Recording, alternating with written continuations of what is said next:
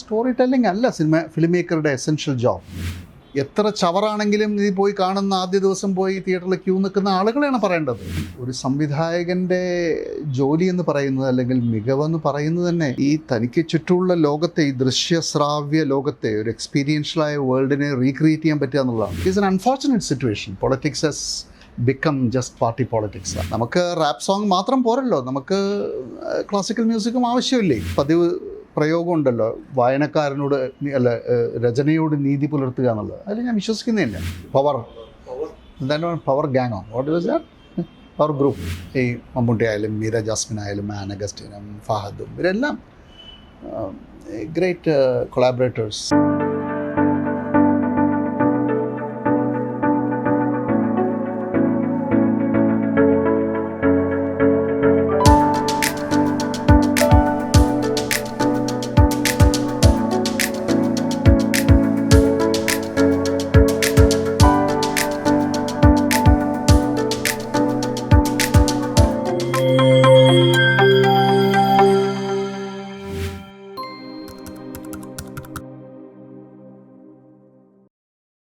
അങ്ങനെയൊന്നും ഞാനൊരു റിവ്യൂ ഒന്നും ചെയ്യാറില്ല. For me it is just a journey from one film to the next.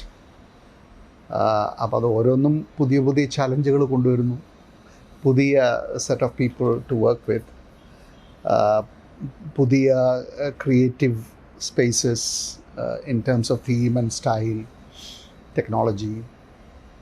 അപ്പോൾ അങ്ങനെ അങ്ങ് പോകണം. അല്ലാതെ ഞാനതിനൊരു ഓവറോളായിട്ട് എൻ്റെ ഒരു വർക്ക്സിൻ്റെ ഒരു സമഗ്രതയിൽ അങ്ങനെ നോക്കിയിട്ടില്ല ഞാൻ. I think it is for the reviewers and historians, film historians to take that call. അത് ഞാനല്ലല്ലോ ചെയ്യേണ്ടത്. But still initially maybe താങ്കളുടെ ഈ കരിയറിലേക്ക് ലോഞ്ച് ചെയ്യപ്പെട്ട സമയത്ത് Agnisakshi that one too many awards. അഗ്നിസാക്ഷിക്ക് സ്റ്റേറ്റ് ഫിലിം അവാർഡ്, ബെസ്റ്റ് ഡയറക്ടർക്ക് ബെസ്റ്റ് ഫിലിമിന് അവാർഡ് കിട്ടുന്നു, നാഷണൽ ഫിലിം അവാർഡ് കിട്ടുന്നു, then next year critics award കിട്ടുന്നു. അപ്പം അവാർഡുകളുടെ ഒരു പെരുമഴയിലാണ് അഗ്നിസാക്ഷി ലോഞ്ച് ചെയ്യുന്നത്.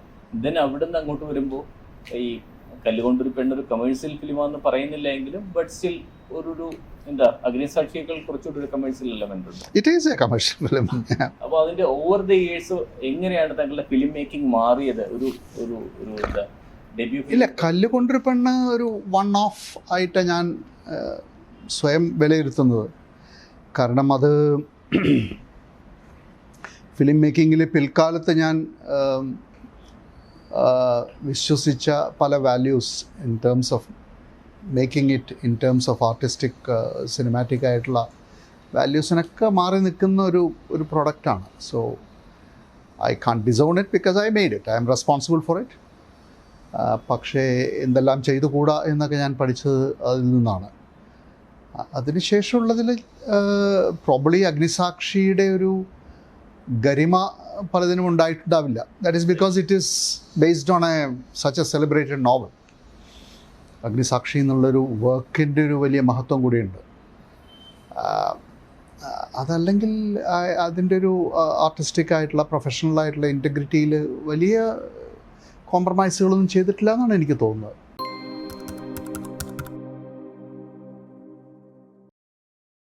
ശ്യാമപ്രസാദ് സിനിമകൾ എന്ന് പറയുമ്പോൾ നമ്മുടെ മനസ്സിലേക്ക്, എൻ്റെ പേഴ്സണലി പറയുകയാണെങ്കിൽ എൻ്റെ മനസ്സിലേക്ക് വരുന്നത് ഒരു ഗ്രേറ്റ് ടോണാണ്. തീമാറ്റിക്കലി ആണെങ്കിലും ക്യാരക്ടേഴ്സ് ആണെങ്കിലും നമ്മളൊരു ഭയങ്കര നന്മ മരങ്ങളെ കാണുന്നില്ല, ഭയങ്കര വില്ലനസ് ആയിട്ടുള്ള കഥാപാത്രങ്ങളെ കാണുന്നില്ല. വളരെ റിയൽ ആയിട്ടുള്ള കുറേ കഥാപാത്രങ്ങളും ഒട്ടും ജഡ്ജ്മെൻറ്റിലല്ലാതെ നോക്കിക്കാണുന്ന ഒരു ക്യാമറയിലൂടെ നോക്കിക്കാണുന്ന ഒരു ചലച്ചിത്രകാരനുമാണ്. അത് ഡെലിബറേറ്റ്ലി അങ്ങനെ വരുന്നതാണോ, naturally comes naturally to you? Natural അല്ലെങ്കിൽ ഇത്രയും കാലം നിലനിൽക്കാൻ പറ്റില്ലല്ലോ. ഈ പറഞ്ഞ 25 വർഷം if I had kept that tone, it has to be ingrained within me so much. Modern ആയിട്ടുള്ള കലയുടെയും സാഹിത്യത്തിൻ്റെയും ഒക്കെ ഏറ്റവും എസെൻഷ്യലായിട്ടുള്ള ഒരു ക്വാളിറ്റി തന്നെ ഈ ഗ്രേറ്റ് ടോണല്ലേ. മനുഷ്യ ജീവിതത്തിൻ്റെ കോംപ്ലക്സിറ്റീസും നുവാൻസസും മനസ്സിലാക്കാനുള്ളൊരു ശ്രമമാണല്ലോ ആധുനിക സാഹിത്യവും കലയും ഒക്കെ. അതിൻ്റെ ആ പട്ടികയിലല്ലേ സിനിമയും വരുന്നത്. So every issue you take, every characters you create, you look for that complexity and thereby you reach that kind of grey tone. You can't define whether there is a white character or a black character, or is it a white decision or a black decision. അപ്പോൾ ആ grey ടോണിലേക്ക് സ്വാഭാവികമായി എത്തിച്ചേരും എന്നെനിക്ക് തോന്നുന്നു. If you empathize with all the characters, you don't see anybody as a villain and anybody has a so-called hero. ഒട്ടും judgemental അല്ല ശ്യാമപ്രസാദ് സിനിമകൾ. ആവാൻ പറ്റില്ല. The more you empathise with these characters you want to reach deeper into them. അതിനൊരു ലിമിറ്റുണ്ട്. ഒരു കലാകാരൻ എന്നുള്ള രീതിയിൽ എനിക്ക് പോകാൻ കഴിയുന്നതിൻ്റെ ലിമിറ്റുണ്ട്. പക്ഷേ ദാറ്റ് ഈസ് ദി അറ്റംപ്റ്റ്. അതേപോലെ നമ്മൾ വേറെ നോട്ടീസ് ചെയ്യുന്ന ഒരു സംഭവം, മനുഷ്യരുടെ പ്രത്യേകിച്ച് സ്ത്രീകളുടെ ഒരു ഇന്നർ വേൾഡ് വളരെയധികം മനസ്സിലാക്കുകയും അത് പോർട്രേ ചെയ്യുകയും ചെയ്യുന്നുണ്ട് സിനിമകളിൽ. അത് എങ്ങനെയാണ് ആ ഒരു തലത്തിലേക്ക് എത്തുന്നത്, എങ്ങനെയാണ് ആ ഒരു അണ്ടർസ്റ്റാൻഡിങ്ങിലേക്ക്? ഒന്നാമത് most of these films are based on some literary work or the other, most of them. അപ്പോൾ അതുകൊണ്ട് അതിൽ ഓൾറെഡി ഒരു സെർച്ച് ഒരു വലിയ സ്റ്റേജിൽ എത്തി നിൽക്കുന്നുണ്ട്. These are characters and themes which I have empathised with already. ഇപ്പോൾ അഗ്നിസാക്ഷി വായിച്ചു കഴിഞ്ഞപ്പോൾ തന്നെ അതിൻ്റെ ഒരു വലിയ ആരാധകനാണ്. അത് അതിലെ ഇഷ്യൂസ് എൻ്റെ മനസ്സിൽ അന്നേ കയറിയിട്ടുണ്ട്. അപ്പോൾ പിന്നെ എനിക്ക് അവിടെ നിന്ന് ബിൽഡ് ചെയ്താൽ മതി. അപ്പോൾ ആ ക്യാരക്ടറുടെ ഒരു സെറ്റ് അവിടെ ചെയ്ത് കഴിഞ്ഞു. പിന്നെ ഒരു സംവിധായകൻ്റെ ജോലി എന്ന് പറയുന്നത്, അല്ലെങ്കിൽ മികവെന്ന് പറയുന്നത് തന്നെ ഈ തനിക്ക് ചുറ്റുമുള്ള ലോകത്തെ, ഈ ദൃശ്യശ്രാവ്യ ലോകത്തെ, ഒരു എക്സ്പീരിയൻഷ്യലായ വേൾഡിനെ റീക്രിയേറ്റ് ചെയ്യാൻ പറ്റുക എന്നുള്ളതാണല്ലോ. ആ അർത്ഥത്തിലൊരു എന്താ പറയുക, ഒരു ബ്രഹ്മാവ് തന്നെയാണ്. He recreates the world. അവിടെയുള്ള അയാളിട്ടിരിക്കുന്ന വസ്ത്രം എന്താണ്, അവിടുത്തെ ഉപയോഗിച്ചിരിക്കുന്ന ഫേർണിച്ചർ എന്താണ്, ആ റൂമിലെ മറ്റ് ഒബ്ജക്ട്സ് എന്താണ്, അതല്ലെങ്കിൽ മറ്റ് അവിടെ കേൾക്കുന്ന ശബ്ദങ്ങൾ എന്താണ്. ഇങ്ങനെയൊരു എക്സ്പീരിയൻഷ്യൽ വേൾഡിലൂടെ അതിനെ ഒബ്സേർവ് ചെയ്യാൻ പറ്റുന്ന ഒരു മനുഷ്യനെ ഡയറക്ടർക്ക് ആവാൻ പറ്റുള്ളൂ. ഓൾറെഡി ജീവിതത്തിൽ നല്ലപോലെ ഒബ്സർവ് ചെയ്യുകയും അതിനെ റിഫ്ലക്റ്റ് ചെയ്യാൻ പറ്റും, കലയിലൂടെ റിഫ്ലക്റ്റ് ചെയ്യാൻ കഴിയുന്ന ഒരാൾക്ക് ഡയറക്ടർ ആവാൻ പറ്റുള്ളൂ. സോ ആ ഒരു ഒബ്സർവേഷണൽ സ്കിൽ അറിഞ്ഞും അബോധമായിട്ടും ഒക്കെ ഡെവലപ്പ് ചെയ്യുക എന്നുള്ളതാണ് ഒരു സംവിധായകന് ചെയ്യാനുള്ളത്. So that, yeah, the outer world actually is a reflection of the inner world also. Why someone chooses to wear a certain kind of dresses, or why he would like to live in a place. ഇപ്പോൾ ഒരേ കടലിലെ നാഥൻ്റെ വീട് താമസിക്കുന്ന സ്ഥലം എന്ന് പറയുന്നത് it's so evocative of his character. So അങ്ങനെ ആ ജീവിതത്തെക്കുറിച്ചും വ്യക്തികളെക്കുറിച്ചും അനുഭവങ്ങളെക്കുറിച്ചുമുള്ള ഒബ്സർവേഷനിൽ നിന്നാണത് വരുന്നത്.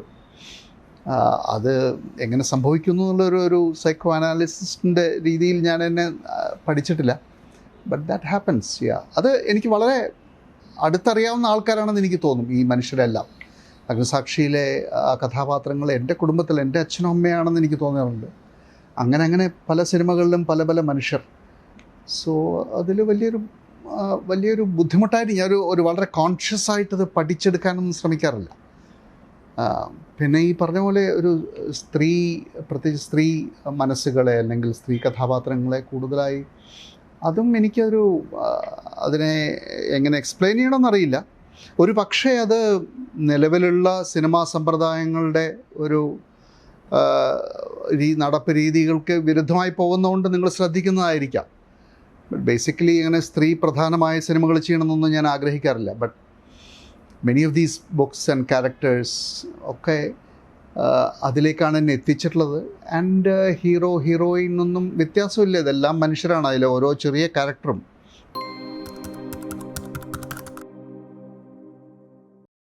കഥാപാത്രങ്ങൾക്ക് പ്രാധാന്യം കൊടുക്കുന്നു എന്നുള്ളതിലുപരി സ്ത്രീകളുടെ ചിന്തകളോട് അവരെ കുറച്ചുകൂടി ട്രൂത്ത്ഫുൾ ആയിട്ട് പോർട്രേ ചെയ്യുന്നുണ്ട്.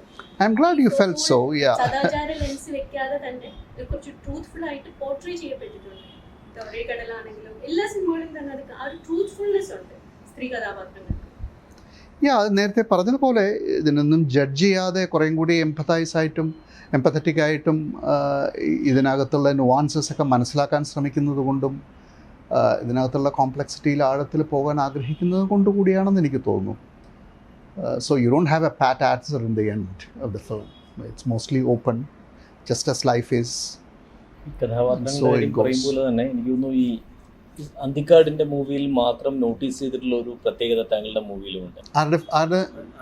സത്യൻ അന്തിക്കാട്. അതായത് ഈ കഥയ്ക്കൊരു പരിസരം ഉണ്ടാക്കുന്ന ചില ക്യാരക്ടേഴ്സ്, ഇപ്പോൾ റൈറ്റ് ഫ്രം അഗ്നിസാക്ഷിയിലെ ഒരു ഭ്രാന്തി ചെറിയമ്മ മുതൽ ഒരു മേ ബി 1-2 ഷോട്ടിൽ വന്നു പോകുന്ന ഒരു ക്യാരക്ടർ പോലും ആ ഒരു എൻവയോൺമെന്റ് ക്രിയേറ്റ് ചെയ്യുന്നത് ഇത് ബോധപൂർവം ചെയ്യുന്നതാണോ അതോ കഥ ഡിമാൻഡ് ചെയ്യുന്നത് കൊണ്ട് അങ്ങനെ ചെയ്യേണ്ടി വരുന്നതാണോ?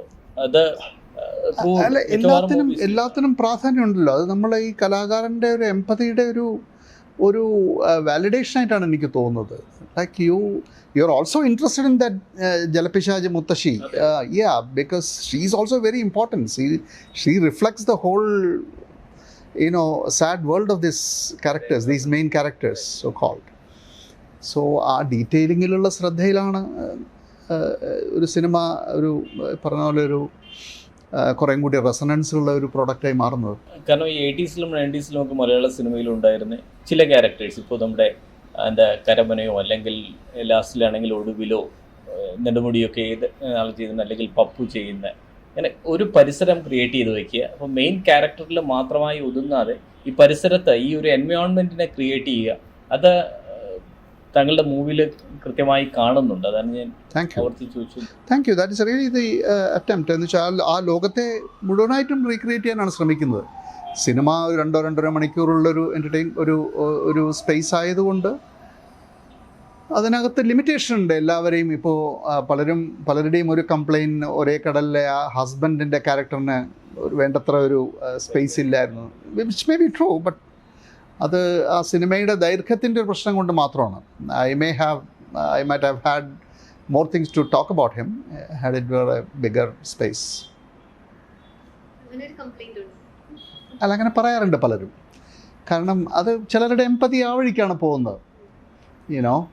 നമ്മളിത് ഈ ഒരു എംപതി ഇവോക്ക് ചെയ്യുക എന്നുള്ളതാണല്ലോ ഇതിൽ ഗെയിം ഓഫ് ഇറ്റ്. മനോരഥങ്ങളിലെ വർക്കിനെ കുറിച്ചൊന്ന് എക്സ്പ്ലെയിൻ ചെയ്യാവുന്നത്? അധികം അറിയില്ല. കാഴ്ച എന്നുള്ള കഥയാണ് അദ്ദേഹത്തിൻ്റെ. That story was chosen for me. It is not my choice among MT stories. But then അത് അദ്ദേഹം എഴുതിയതിലെ ഏറ്റവും റീസെൻ്റ് ആയിട്ടുള്ള കഥയാണ്. 2005 മറ്റോ എഴുതിയ കഥയാണ്. അതിനുശേഷം ചെറുകഥ ആയിട്ട് എഴുതിയിട്ടില്ല എന്നാണ് എനിക്ക് തോന്നുന്നത്. അപ്പോൾ അതിൽ 1-2 പ്രത്യേകതകൾ ഞാൻ കണ്ടത്, ഒന്ന് MT സാറുടെ ഒരു സ്ത്രീ കഥാപാത്രത്തിൻ്റെ പോയിൻ്റ് ഓഫ് വ്യൂവിൽ നിന്നുള്ള കഥകൾ വളരെ കുറവാണ്. ഇപ്പം മഞ്ഞ് അങ്ങനെയൊക്കെ ഒഴികെ മഞ്ഞ് is one reference points for such A story. പിന്നെ അതിൽ കുറച്ച് കോണ്ടംപററി ആയിട്ടുള്ളൊരു പോയിൻ്റ് ഓഫ് വ്യൂ അതിനകത്ത് നല്ലപോലെ വീവ് ചെയ്ത് വന്നിട്ടുണ്ട്. അപ്പോൾ അതിനെയൊക്കെ എങ്ങനെ ഹൈലൈറ്റ് ചെയ്യണം എന്ന് നോക്കി. പിന്നെ ഒരു സിനിമയുടെ ഒരു നേരത്തെ പറഞ്ഞ ഒരു ഓഡിയോ വിഷ്വൽ എക്സ്പീരിയൻസിന് വേണ്ടിയിട്ട് അതിനെ ഞാൻ കുറച്ചുകൂടി ഒന്ന് എക്സ്പാൻഡ് ചെയ്തിട്ടുണ്ട് ഒറിജിനൽ സ്റ്റോറിയിൽ നിന്നും. If you have red it, അത് കുറേ കൂടി അത് ഒരു വികാസം പ്രാപിച്ചിട്ടുണ്ട് അദ്ദേഹത്തിൻ്റെ സമ്മതത്തോടുകൂടി തന്നെ. അങ്ങനെയൊക്കെയാണത്. എൻ്റെ മേക്കിംഗ് പ്രോസസ്സ് എങ്ങനെയായിരുന്നു? MTയുമായിട്ട് ഇരുന്ന് സംസാരിക്കുകയും അദ്ദേഹമായിട്ട് പിന്നെ ഒരു ആദ്യത്തെ 1-2 ലെവൽ ഓഫ് ഡിസ്കഷൻസ് ഉണ്ടായിരുന്നു. അദ്ദേഹത്തിൻ്റെ മകൾ അശ്വതിയാണ് അതിനെ കോർഡിനേറ്റ് ചെയ്തത്. അവരായിരുന്നു അതിൻ്റെ line producers. Parvathy of course was my choice. Also the producers സരിഗമയുടെ ചോയ്സും അവരായിരുന്നു. And we were talking about other projects. പാർവതിയായിട്ട് അന്ന് കുറച്ചുകൂടി വലിയ പ്രോജക്ട്സ് മൂവിയൊക്കെ സംസാരിച്ചുകൊണ്ടിരിക്കുന്ന സമയത്തായിരുന്നു. So it was easy and it just came as a bonus opportunity. And ഒറ്റപ്പാലത്തുമൊക്കെ ആയിട്ടാണ് ഷൂട്ട് ചെയ്തത്. ഈ MT as a script writer ചില ഫിലിം മേക്കേഴ്സിന് മാത്രം വഴങ്ങുന്ന ഒരു സ്ക്രിപ്റ്റ് റൈറ്ററാണ് എന്ന് കേൾക്കാറുണ്ട്. അങ്ങനെയാണോ MT? വഴങ്ങുന്നതെന്ന് വെച്ചാൽ MTയുടെ ഒരു രചനാ ശൈലി സിനിമയാവുന്നത് മാത്രമല്ല ഞാൻ ചോദിച്ചത്. എന്നാൽ കുറച്ചൊരു മോഡിഫൈ ചെയ്യേണ്ടി വന്നു കഴിഞ്ഞാൽ, അല്ലെങ്കിൽ കഥ ആവശ്യപ്പെടുന്ന രീതിയിൽ കുറച്ചൊന്ന് വികാസം പ്രാപിക്കേണ്ടി വന്നു കഴിഞ്ഞാൽ അദ്ദേഹം I had no issues at all. None. Nothing. കാരണം കഥയിൽ നിന്നും ധാരാളം വ്യത്യാസമുണ്ട് അതിനകത്ത്. ഒരു പ്രശ്നം ഉണ്ടായിട്ടില്ല. കാരണം ഞാനത് ഇതിലെ ഈ സുധ എന്നുള്ള പാർവതി അവതരിപ്പിച്ച കഥാപാത്രത്തിൻ്റെ ഒരു ആന്തരിക ലോകത്തെയാണ് ഞാൻ കുറേ കൂടി അത് ഇവൊക്കേറ്റീവ് ആകാൻ ശ്രമിച്ചത്. അവരുടെ ഒരു പാഷൻ കഥയിൽ she wants to become a writer. ഞാനിതിലെ മ്യൂസിക്കിലേക്ക് അത് മാറ്റി, അതിൻ്റെ വേറെ കുറേ പോസിബിലിറ്റീസ് എക്സ്പ്ലോർ ചെയ്യാൻ വേണ്ടി അങ്ങനെ കുറേ മാറ്റങ്ങൾ വരുത്തിയതും ഒക്കെ അദ്ദേഹം പൂർണ്ണമായിട്ടും സ്വീകരിക്കുക ചെയ്തു. കാഴ്ച താങ്കളല്ല ചൂസ് ചെയ്തതെന്ന് പറഞ്ഞു. ഗിവൺ എ ചോയ്സ്, താങ്കൾ ചൂസ് ചെയ്യുമായിരുന്ന വർക്ക് ഏതാണ്? I don't know. നേരത്തെ പലപ്പോഴും ഞാൻ അദ്ദേഹത്തിൻ്റെ ഒന്ന് രണ്ട് കഥകൾ ചെയ്യാനൊക്കെ ആലോചിച്ചിരുന്നു. വിലാപയാത്ര എന്നുള്ളൊരു ലഘു നോവലുണ്ട്. അതുപോലെ തന്നെ പെരുമഴയുടെ പിറ്റേന്ന് എന്നുള്ളൊരു കഥയുണ്ട്. ഇത് രണ്ടും കമ്പൈൻ ചെയ്തിട്ടുള്ളൊരു സ്ക്രിപ്റ്റ് തന്നെ ഞാൻ എഴുതിയിരുന്നു. അദ്ദേഹമായിട്ടൊക്കെ സംസാരിച്ച് അദ്ദേഹം സമ്മതിച്ചു, ഞാൻ എഴുതിയത്. പക്ഷേ അതിനൊരു കറക്റ്റ് ഒരു പ്രൊഡ്യൂസർ വന്നില്ല. പിന്നെ അതെങ്ങനെ പോയി. I wanted to do Sherlock as a short film. Means അദ്ദേഹം അത് പ്രസിദ്ധീകരിച്ച് വന്ന സമയത്ത് അന്നത് I think he had committed to some north Indian film maker for a Hindi project. അതുകൊണ്ട് അതും ചെയ്യാൻ പറ്റിയില്ല. അങ്ങനെയാണ് ഇതിലേക്ക് വരുന്നത്. ഇതിൻ്റെ പേരെന്താണ് ഈ സ്ക്രിപ്റ്റിൻ്റെ? ഈ പെരുമഴയുടെ പിറ്റേന്നും വിലാപയാത്രയും കൂടെ ചെയ്യുന്നുണ്ട് സ്ക്രിപ്റ്റിൻ്റെ. അതിന് പേരായിട്ടിട്ടില്ല. അതിൻ്റെ ഒരു കമ്പൈൻ ചെയ്തിട്ട് അദ്ദേഹം അത് വായിച്ച് കേട്ടില്ല, അതിലേക്ക് എത്തിയില്ല. ബട്ട് സമ്മതിച്ചു ഈ ഒരു ഐഡിയയോട്.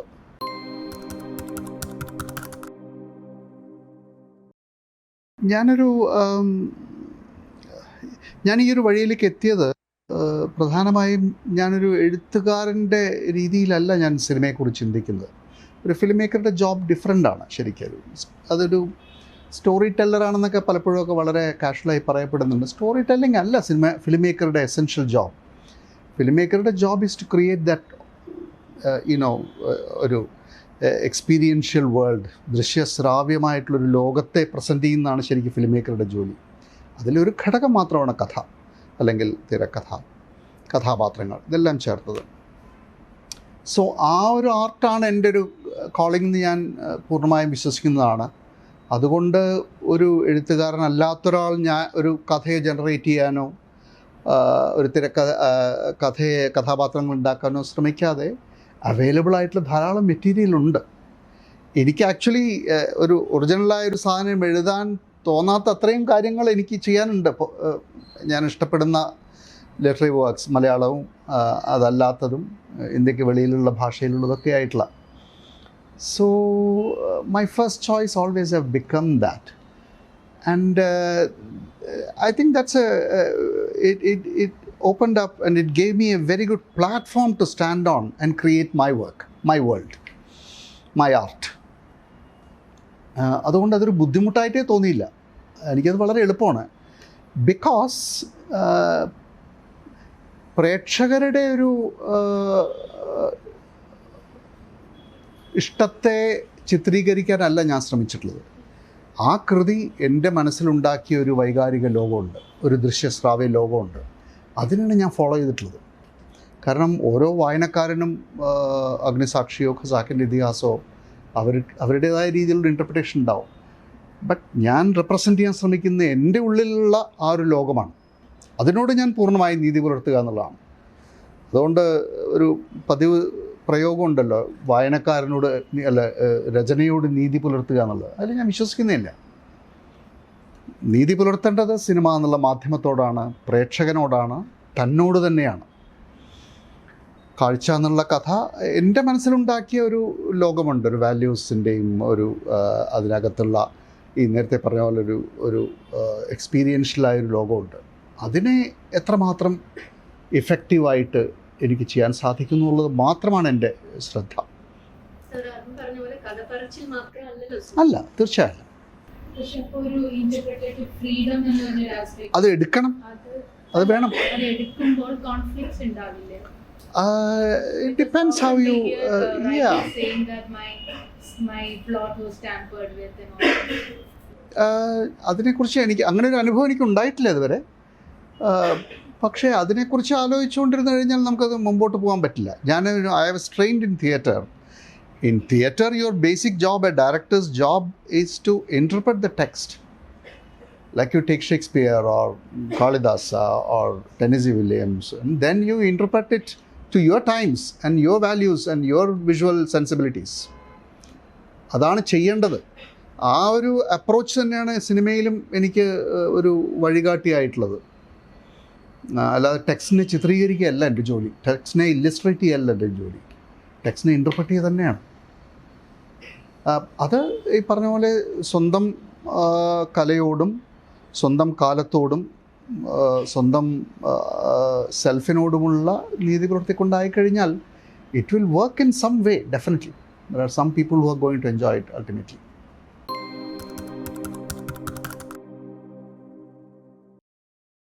Drama as a form is generally more difficult than novel. Cinema ശരിക്കും നോവലിനോടാണ് ക്ലോസർ ആയിരിക്കുന്നത്. കാരണം ഒരു ഡ്രാമയുടെ ഒരു പ്രത്യേകത എന്നുള്ളത് തന്നെ അതിൻ്റെ ഒരു unity of time and space ആണ്. ഒരു സ്പേസിൽ സംഭവിക്കുന്നത്. ഞാൻ പറയുന്നത് ഒരു കൺവെൻഷണൽ ഡ്രാമയെക്കുറിച്ചാണ് കേട്ടോ, ഒരു റിയലിസ്റ്റിക് എന്നൊക്കെ പറയാവുന്ന ഡ്രാമയെക്കുറിച്ചാണ്.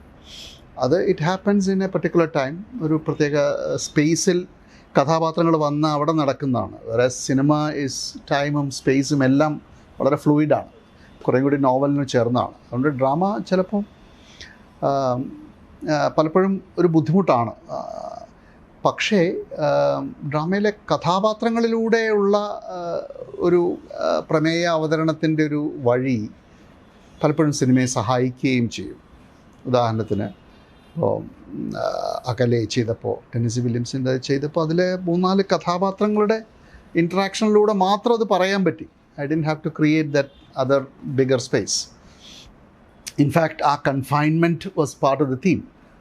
അവരവിടെ പുറത്തു പോകാനാവാതെ നിൽക്കുന്നു എന്നുള്ളത് തന്നെ ഒരു തീമായി മാറി. അങ്ങനെയൊക്കെയുള്ള ചിലപ്പോൾ സംഭവിക്കും, പക്ഷേ ചിലപ്പോൾ അത് കുറേയും കൂടി ഒരു അഡ്വഞ്ചറസ് ആയിട്ടുള്ളൊരു ശ്രമത്തിലേക്ക് അത് എത്തും. ഫോർ ഇൻസ്റ്റൻസ് ഇലക്ട്ര പല സോഴ്സിൽ നിന്നും ചെയ്തിട്ടുള്ള സോഫോക്ലസിൻ്റെയും എസ്കലസിൻ്റെയും യൂജിൻ ഒനീലിൻ്റെയും ഒക്കെ സോഴ്സസ് അതിൽ ഉപയോഗിച്ചിട്ടുണ്ട്. അത് കുറേയും കൂടി ഒരു ഫ്ലൂയിഡായിട്ടുള്ളൊരു ഫോമാണ്. കാരണം അത്തരത്തിലുള്ളൊരു സൈക്കോളജിക്കലായിട്ടുള്ളൊരു ഡ്രാമയ്ക്ക് അത് ആവശ്യമാണെന്ന് എനിക്ക് തോന്നി.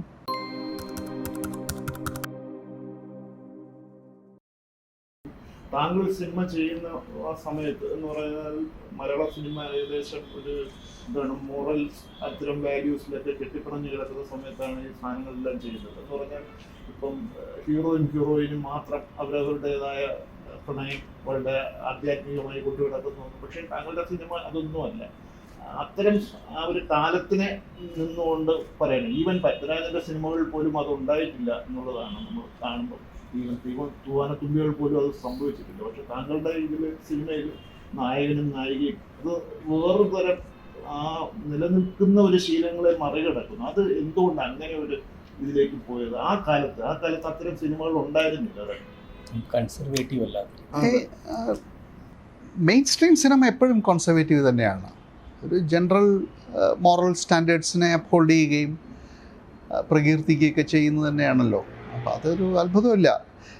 ഞാൻ നേരത്തെ പറഞ്ഞ പോലെ തിയേറ്റർ എൻ്റെ ബാക്ക്ഗ്രൗണ്ടാണ്. തിയേറ്ററിലെ plays which I have studied, which I have wanted to transform into television or into movies, അതിലെല്ലാം ഈ ഒരു കോംപ്ലക്സിറ്റി ഓഫ് ഹ്യൂമൻ സിറ്റുവേഷനാണ് അവതരിപ്പിച്ചിരിക്കുന്നത്. അപ്പോൾ അതുകൊണ്ട് അത് അങ്ങനെയായി.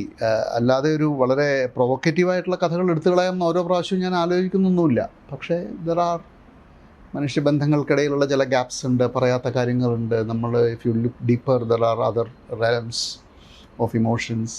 അതൊക്കെ അന്വേഷിക്കാനുള്ളൊരു നാച്ചുറലായിട്ടൊരു അഭിവാഞ്ച ഉള്ളതുകൊണ്ടായിരിക്കും.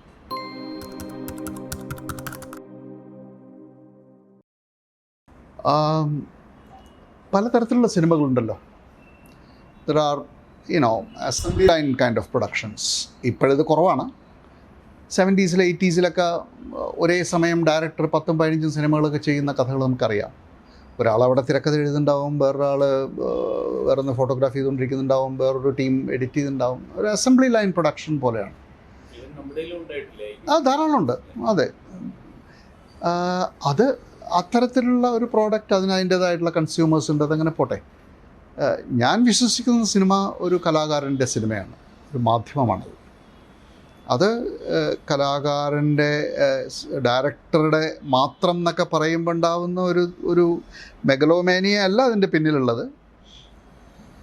അതിനെ ആ വർക്കിനെ യൂണിഫൈ ചെയ്യുന്നൊരു വിഷൻ ഉണ്ടാവണം.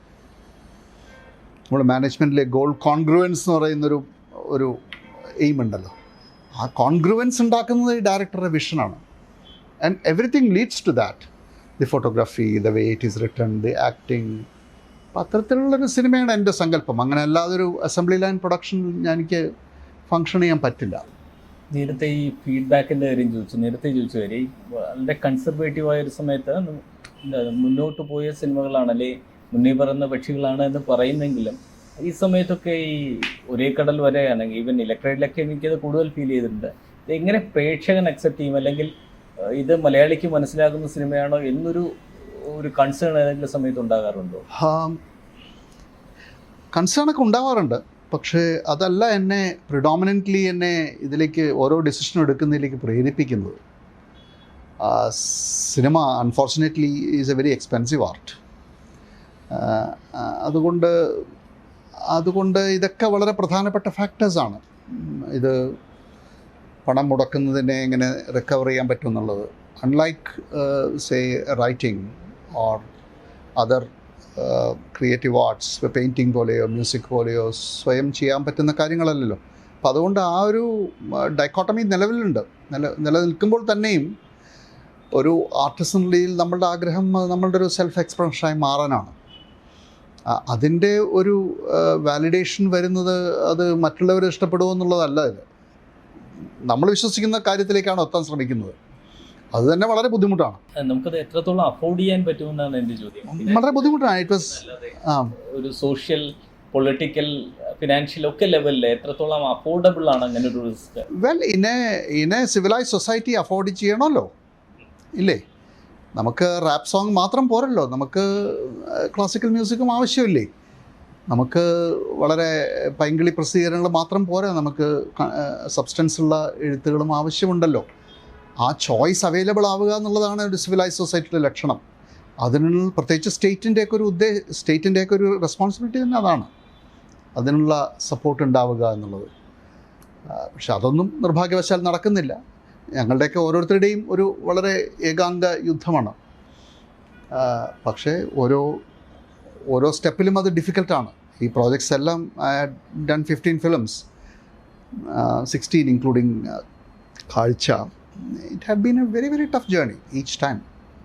ഈ സിനിമകളിൽ ഈ അനിൽ ചോദിച്ച പോലെ ആൾക്കാർ എപ്പോഴെങ്കിലും ശാന്തസാനം വിളിച്ച് ഈ വിഷയങ്ങളിൽ ഇങ്ങനെ ചെയ്യരുതായിരുന്നു, നിങ്ങൾ സമൂഹത്തെ നശിപ്പിക്കുന്നു എന്ന മറ്റുള്ളൊരു പ്രതികരണം എവിടുന്നെങ്കിലും ഒക്കെ വന്നിട്ടുണ്ട്.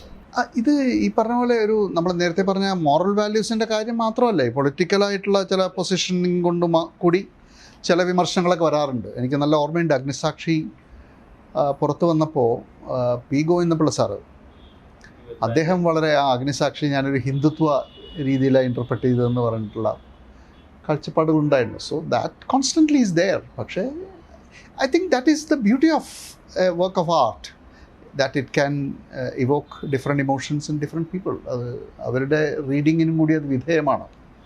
അതിനെക്കുറിച്ച് നമ്മൾ വറി ചെയ്ത് കഴിഞ്ഞാൽ യു കനോട്ട്.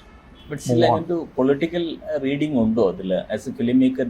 അഗ്നിസാക്ഷിയിലോ? ഒട്ടുമില്ല. You can, I mean factually you can compare Agnisakshi the book and the movie. Agnisakshi the ബുക്കിലെ ഗംഗയും ഒരു so called Hindu traditions of Ganga ആരതിയും മറ്റു കാര്യങ്ങളും അതിനെയൊക്കെ ഡിസ്ക്രൈബ് ചെയ്തിരിക്കുന്ന അതിലെ കണ്ടൻറ്റ്, അതിൻ്റെ ഒരു എക്സ്റ്റൻറ്റിൻ്റെ വളരെ ചെറിയ ഭാഗം മാത്രമേ സിനിമയിലുള്ളൂ. Of course I think another contention was that Unni എന്നുള്ള ക്യാരക്ടറിന് വേറൊരു ഫോക്കസ് വന്നതാണ്.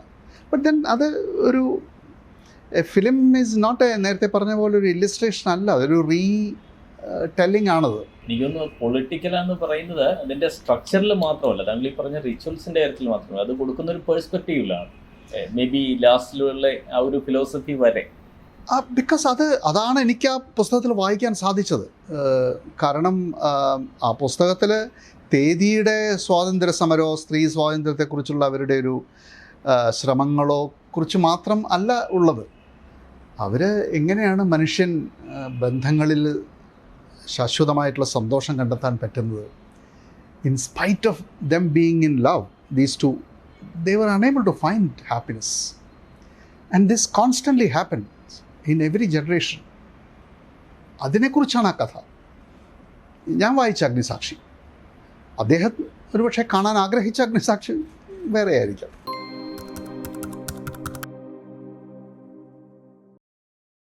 രാജഗോപാൽ എന്ന BJP നേതാവിന്റെ മകനായ That fueled, such a view, of course, yeah. അങ്ങനെ ആ ലെൻസിലൂടെ നോക്കി കാണപ്പെടും എന്നുള്ളൊരു ആശങ്ക എപ്പോഴെങ്കിലും ഇല്ല ഒരിക്കലും ഇല്ല. അങ്ങനെ ആശങ്കകളൊന്നുമില്ല. എന്തിനാ അങ്ങനെ ആശങ്ക? ഓഫ് കോഴ്സ് ഞാൻ അങ്ങനെ അല്ല എന്നുള്ളത്. പെട്ടിട്ടുണ്ടോ? ഇതൊരു നല്ല ഇൻസ്റ്റൻസ് ആണ്. ആ കാലഘട്ടത്തിൽ ഈ പറഞ്ഞ പോലെ BJP നേതാവായ ഒ രാജഗോപാലിൻ്റെ എന്ന് പറഞ്ഞ് പോലും എഴുതിയിരുന്നു എന്നാണ് എൻ്റെ ഓർമ്മ. അല്ലെങ്കിൽ ചില ഡിസ്കഷൻസിലൊക്കെ അത് വന്നിരുന്നു. I don't know, people are very, they have their own agendas. അത് നേരെ തിരിച്ചൊരു ബർഡൻ ആകുന്നുണ്ടോ? അതായത് പ്രതീക്ഷകളുടെ ഒരു ഭാരം വരുന്നുണ്ടോ? എഗെയിൻ ഈ സെയിം ഈ ഒരു ഇഷ്യൂല, ഈ ഒരു തീമാറ്റിക് ആയിട്ടോ അങ്ങനെയൊന്നുമില്ല. ഇല്ലല്ലോ, ഞാൻ അതിനുശേഷം ചെയ്ത സിനിമകളൊന്നും അങ്ങനെ ഒരു ബാധ്യതയോടുകൂടി ചെയ്തൊന്നുമില്ല. ഒരേ കടൽ അങ്ങനെയാണെങ്കിൽ ചെയ്യാൻ പറ്റില്ലല്ലോ. ഫോർ ഇൻസ്റ്റൻസ് ഇത്തരം വളരെ ചാലഞ്ചിങ് ആയിട്ടുള്ള സബ്ജക്റ്റ്, വളരെ പൊളിറ്റിക്കലായിട്ടുള്ള പല വിഷയങ്ങളും, സ്ത്രീകളുടെ വിഷയങ്ങളായാലും എടുക്കുന്നത്, അത് ഈ എടുക്കുമ്പോൾ ശ്യാമപ്രസാദ് എന്ന് പറയുന്ന ഡയറക്ടറുടെ ഒരു പൊളിറ്റിക്സ് എന്താണ്? അല്ല, അത് ഒരു ഒറ്റ വാചകത്തിൽ ഇതാണ് എൻ്റെ പൊളിറ്റിക്സ് എന്ന് പറയാൻ പറ്റുകയാണെങ്കിൽ അത്തരം സിനിമകൾ ചെയ്യേണ്ട കാര്യമില്ലല്ലോ. അത് വളരെ നുവാൻസ്ഡും വളരെ കോംപ്ലക്സും ഒരു വാചകത്തിൽ പറയാൻ പറ്റാത്തത് കൊണ്ടൊക്കെയാണല്ലോ ഇത് സിനിമകളായി വരുന്നത്. പല പല ഭാവങ്ങൾ അതിനുണ്ട് അല്ലേ. ബട്ട് അൾട്ടിമേറ്റ്ലി മനുഷ്യനെ കൂടുതൽ മനസ്സിലാക്കാനും കൂടുതൽ എംപത്തറ്റിക്കായി ജീവിക്കാനും സമൂഹം മുൻവിധികളില്ലാതെ മുമ്പോട്ട് പോകാമെന്നൊക്കെ ആയിരിക്കണം അതിൻ്റെ ഒരു അടിസ്ഥാന ചോദന. But then it is very layered.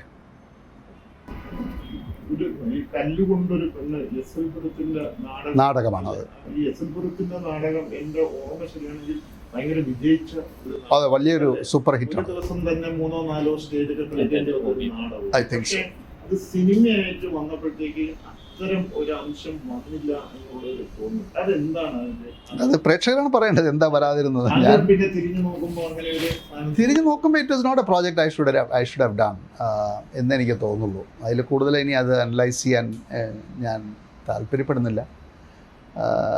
അതൊരു മെലോ ഡ്രാമയുടെ ഒരു ഇതിൽ നിന്നും ലെവലിൽ നിന്നും അത് ഉയർന്നില്ല എന്നുള്ളതാണ് എനിക്ക് തോന്നുന്നത്. അങ്ങനെ ആയിരുന്നില്ല അത് ഉദ്ദേശിച്ചിരുന്നത്. നാടകം ഹിറ്റായത് അതിൻ്റെ പ്രേക്ഷകർ അതാണ് എക്സ്പെക്റ്റ് ചെയ്തത്. ആ ലെവലിലുള്ള ഒരു എൻജോയ്മെൻറ്റ് ഉത്സവപ്പറമ്പുകളിലും ഇതുപോലുള്ള നാടക സൊസൈറ്റികളിലൊക്കെ കാണുമ്പോൾ അത്രേ അവർ ആഗ്രഹിക്കുന്നുള്ളൂ. അതിനെക്കുറിച്ച് എൻ്റെ മനസ്സിലുള്ള സിനിമ വേറെയായിരുന്നു. എൻ്റെ വീട്ടിൽ ഞാൻ വളർന്നു വന്ന അന്തരീക്ഷത്തിൽ അച്ഛൻ ഒരു ഫുൾ ടൈം പൊളിറ്റീഷ്യൻ ആയിരുന്നുവെങ്കിലും അങ്ങനെ ഒരു വലിയ, ഇപ്പോൾ ഇന്നത്തെ കാലത്ത് നമ്മൾ ഈ രാഷ്ട്രീയ പാർട്ടികളിലൊക്കെ കുടുംബങ്ങളിലൊക്കെ കാണുന്ന പോലുള്ള അങ്ങനൊരു അന്തരീക്ഷമൊന്നും അല്ലായിരുന്നു.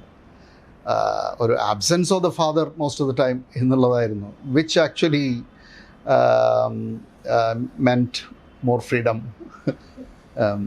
But there were lot of books and വായിക്കാൻ ധാരാളം ഒരു അവസരം ഉണ്ടായിരുന്നു.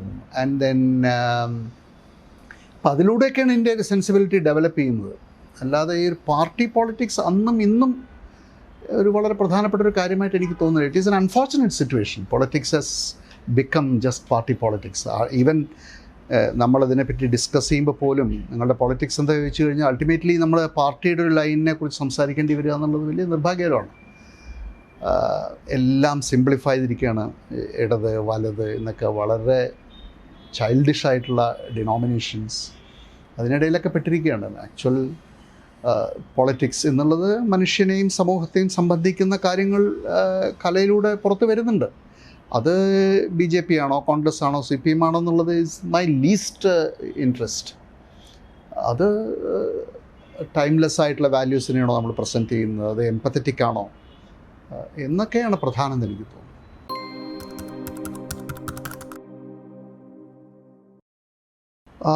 മ്യൂസിക് എന്നെ സംബന്ധിച്ച് വളരെ വളരെ പ്രധാനപ്പെട്ടൊരു പാർട്ട് തന്നെയാണ്. ഈ ഷൂട്ട് ചെയ്ത് കഴിഞ്ഞ് എഡിറ്റ് ചെയ്ത ശേഷം പിന്നീട് സൗണ്ട് അതിൽ പ്രത്യേകിച്ച് മ്യൂസിക് ആ പിക്ചറായി ചേരുമ്പോൾ ഉണ്ടാകുന്ന ഒരു മൊമെൻറ്റിലാണ് ശരിക്കും എന്താ പറയുക, ഒരു ഓർഗാസ്മിക് ആയിട്ടുള്ളൊരു എക്സ്പീരിയൻസ് എനിക്ക് ആസ് എ ഡയറക്ടർ. ഞാൻ ഷൂട്ടിങ്ങിൽ when actors deliver the kind of performance I want, I get that feeling. അതിനുശേഷം പിന്നെ സംഭവിക്കുന്ന മ്യൂസിക് വരുമ്പോഴാണ്. കാരണം അത് വേറൊരു മറ്റൊരു ഡയമെൻഷനിലേക്ക് ആ ഇമേജിനെ കൊണ്ടുപോകും ആ സൗണ്ട്. അതുകൊണ്ട് വളരെ പ്രധാനമാണ്. എഗെയിൻ തിരക്കഥ പോലെ തന്നെ ഡയറക്ടർ തന്നെ ചെയ്യേണ്ട ഒരു കാര്യമായിട്ടാണ് എനിക്ക് തോന്നുന്നത്. ഡയറക്ടർ 100% ഇൻവോൾവ് ചെയ്യേണ്ട ഒരു ഏരിയയാണത്. കാരണം അത് ഇപ്പോൾ മിസ് ആൻഡ് സീൻ നമ്മൾ പറയില്ലേ, സിനിമയിൽ നമ്മൾ ഫ്രെയിമിൽ കാണുന്ന കാര്യങ്ങൾ, ആക്ടേഴ്സ്, ഡെക്കോർ, കോസ്റ്റ്യൂംസ്, അതല്ലാതെയുള്ളൊരു ഒരു അൺഐഡൻറ്റിഫൈഡ് പ്രസൻസാണ് music. So it's basically director statement. How എങ്ങനെയാണ് അത് വേറൊരു മീഡിയത്തിനും ഇല്ലാത്തൊരു ടൂളാണത്. അപ്പോൾ എങ്ങനെയാണ് ആ മൊമെൻറ്റിനെ നിങ്ങൾ എക്സ്പീരിയൻസ് ചെയ്യേണ്ടതെന്നുള്ള ഡയറക്ടർ തരുന്ന ക്യൂ ആണ്. വളരെ കെയർഫുള്ളായിട്ട് ഉപയോഗിക്കേണ്ടതാണ് എൻ്റെ താല്പര്യം. ഫിലിം മ്യൂസിക് എന്ന് പറയുമ്പോൾ ഞാൻ ബാക്ക്ഗ്രൗണ്ട് സ്കോറിനാണ് ഉദ്ദേശിക്കുന്നത്. Songs are A necessary evil. എന്ത് ചെയ്യാൻ പറ്റും, അതിനെ പിന്നെ മാക്സിമം അത് നന്നാക്കി ചെയ്യാം, എങ്ങനെയെങ്കിലും അത് പ്രോപ്പറായിട്ടുള്ളൊരു വഴിയിൽ അതിനെ ഉപയോഗിക്കുക എന്നുള്ള ആഗ്രഹം കൊണ്ടാണ് ഇങ്ങനെയൊക്കെ ചെയ്യുന്നത്. ബിക്കോസ് അത് ആ സിനിമയുടെ തീം ഒരു ഒറ്റ മൂഡിനെ കോൺസെൻട്രേറ്റ് ചെയ്തതാണ്. ഒരു മൊണോട്ടോണസ് വേണമെങ്കിൽ പറയാം. അപ്പോൾ അതിനെ എൻഹാൻസ് ചെയ്യുന്ന music cannot be kind of ഒരു വെരീഡ് ആയിട്ടുള്ളൊരു മൂഡ്സ് കൊടുക്കാൻ പറ്റില്ല. സോ ഇതിൻ്റെ ബാക്ക്ഗ്രൗണ്ട് സ്കോർ ഈ ഒരു സ്കെയിലായിരിക്കണം, ശുഭോന്തരയുടെ സ്കെയിലായിരിക്കണം എന്നുള്ളത് തീരുമാനിച്ച ഒറ്റ സ്കെയിലായിരിക്കണം. ഞാനങ്ങനെ മ്യൂസിക് അത്ര വലിയ ജ്ഞാനമൊന്നുള്ള ആളല്ല, പക്ഷേ എന്നാൽ കുറേ പൊട്ടും പൊടിയൊക്കെ അവിടെയൊക്കെ അറിയാം. ഈ director as a jack of all trades and master of none എന്ന് പറയുന്നത് വളരെ കറക്റ്റായിട്ടുള്ള സ്റ്റേറ്റ്മെൻറ്റാണ്. എല്ലാത്തിനെക്കുറിച്ചും നമുക്ക് ഒരു ധാരണ വേണം എന്തൊക്കെയാണ് നടക്കുന്നതെന്ന്. അപ്പോൾ ഈ രാഗത്തിൽ ബേസ് ചെയ്തിട്ടുള്ള കുറേ പാട്ടുകൾ എൻ്റെ വളരെ ഫേവറേറ്റാണ്. ഹൃദയത്തിൽ രോമാഞ്ചം, അതുപോലുള്ള പല പാട്ടുകൾ, ഹിന്ദിയിലുള്ള പല പാട്ടുകൾ, ഗസൽസ്. അപ്പം ഞാൻ ഔസേപ്പച്ചനോട് പറഞ്ഞു ഈ ഒരു മൂഡിലുള്ളതാണ് എനിക്ക് വേണ്ടത്. പിന്നെ പോക്കുവെയിലിൻ്റെ അതിലെ രാജീവ് താരനാഥ് ചെയ്തിട്ടുള്ള മ്യൂസിക്, അത് ശുഭന്തൂരാളി ഉപയോഗിച്ചിട്ടുള്ളതാണ്. അതും ഒരു സൈക്കോസിസിൻ്റെയൊക്കെ ഒരു എലമെൻറ്റ് ഉള്ള ഒരു ക്യാരക്ടറുടെ കഥയാണ്. അപ്പം അങ്ങനെ കുറേ കാര്യത്തിൽ ആ മൂഡ് ആണ് നമ്മളെന്ന്. ഈ ഡ്രാമ സ്കൂൾ മുതൽ തന്നെ എനിക്ക് മ്യൂസിക്, ഈ ബാക്ക്ഗ്രൗണ്ട് സ്കോർ എന്ന് പറയുന്ന ഒരു ഹരമാണ്. അന്ന് സ്കോർ എന്നുള്ള രീതിയിലല്ല, അവിടെ ഉപയോഗിക്കാനുള്ള മ്യൂസിക് മറ്റ് സ്റ്റുഡൻസ് എല്ലാം എന്നോടാണ് ചോദിക്കുക. I already have a big collection different classical മ്യൂസിക്കിൻ്റെയും വെസ്റ്റേൺ, ഈസ്റ്റേൺ, ഏഷ്യൻ, അങ്ങനെ കുറേ സാധനങ്ങൾ ഉണ്ടാവുമായിരുന്നു. So I'm always fascinated by ഒരു ഇമേജിൽ ഒരു സൗണ്ട് ചേരുമ്പോൾ ഉണ്ടാവുന്നൊരു പുതിയൊരു എക്സ്പീരിയൻസ് എങ്ങനെയാണെന്നുള്ളത്. അപ്പം അന്ന് മുതൽ ദൂരദർശൻ്റെ സമയത്തും അങ്ങനെയായിരുന്നു. Because we didn't have budget to hire a composer and ഈ ടെലിഫിലിംസിലൊക്കെ ഒന്നും പറ്റില്ലല്ലോ. സോ അപ്പോൾ നിലവിലുള്ള സൗണ്ട് ട്രാക്സ് കുറേ കേട്ടിട്ട് അതിൽ നിന്ന് ഓരോ ബിറ്റ്സൊക്കെ എടുത്തിട്ടൊക്കെയാണ് ഉപയോഗിക്കുന്നത്. ദേ വർ ഓൾ ഇല്ലീഗൽ, പക്ഷേ അതേ വഴിയുള്ളൂ. അപ്പോൾ അതുകൊണ്ട് ഞാൻ already I'm well stocked mentally what to use. ഇപ്പോൾ എനിയ മോറിക്കോൺ എന്ത് ഉപയോഗിച്ചിരിക്കുന്നു, എങ്ങനെയാണ് ഒരു കോൺട്രാസ്റ്റിംഗ് ആയിട്ടുള്ള മ്യൂസിക് വരുമ്പോൾ എന്താണ് അതിൻ്റെ ഇഫക്റ്റ്, അങ്ങനെ പല കാര്യങ്ങളും.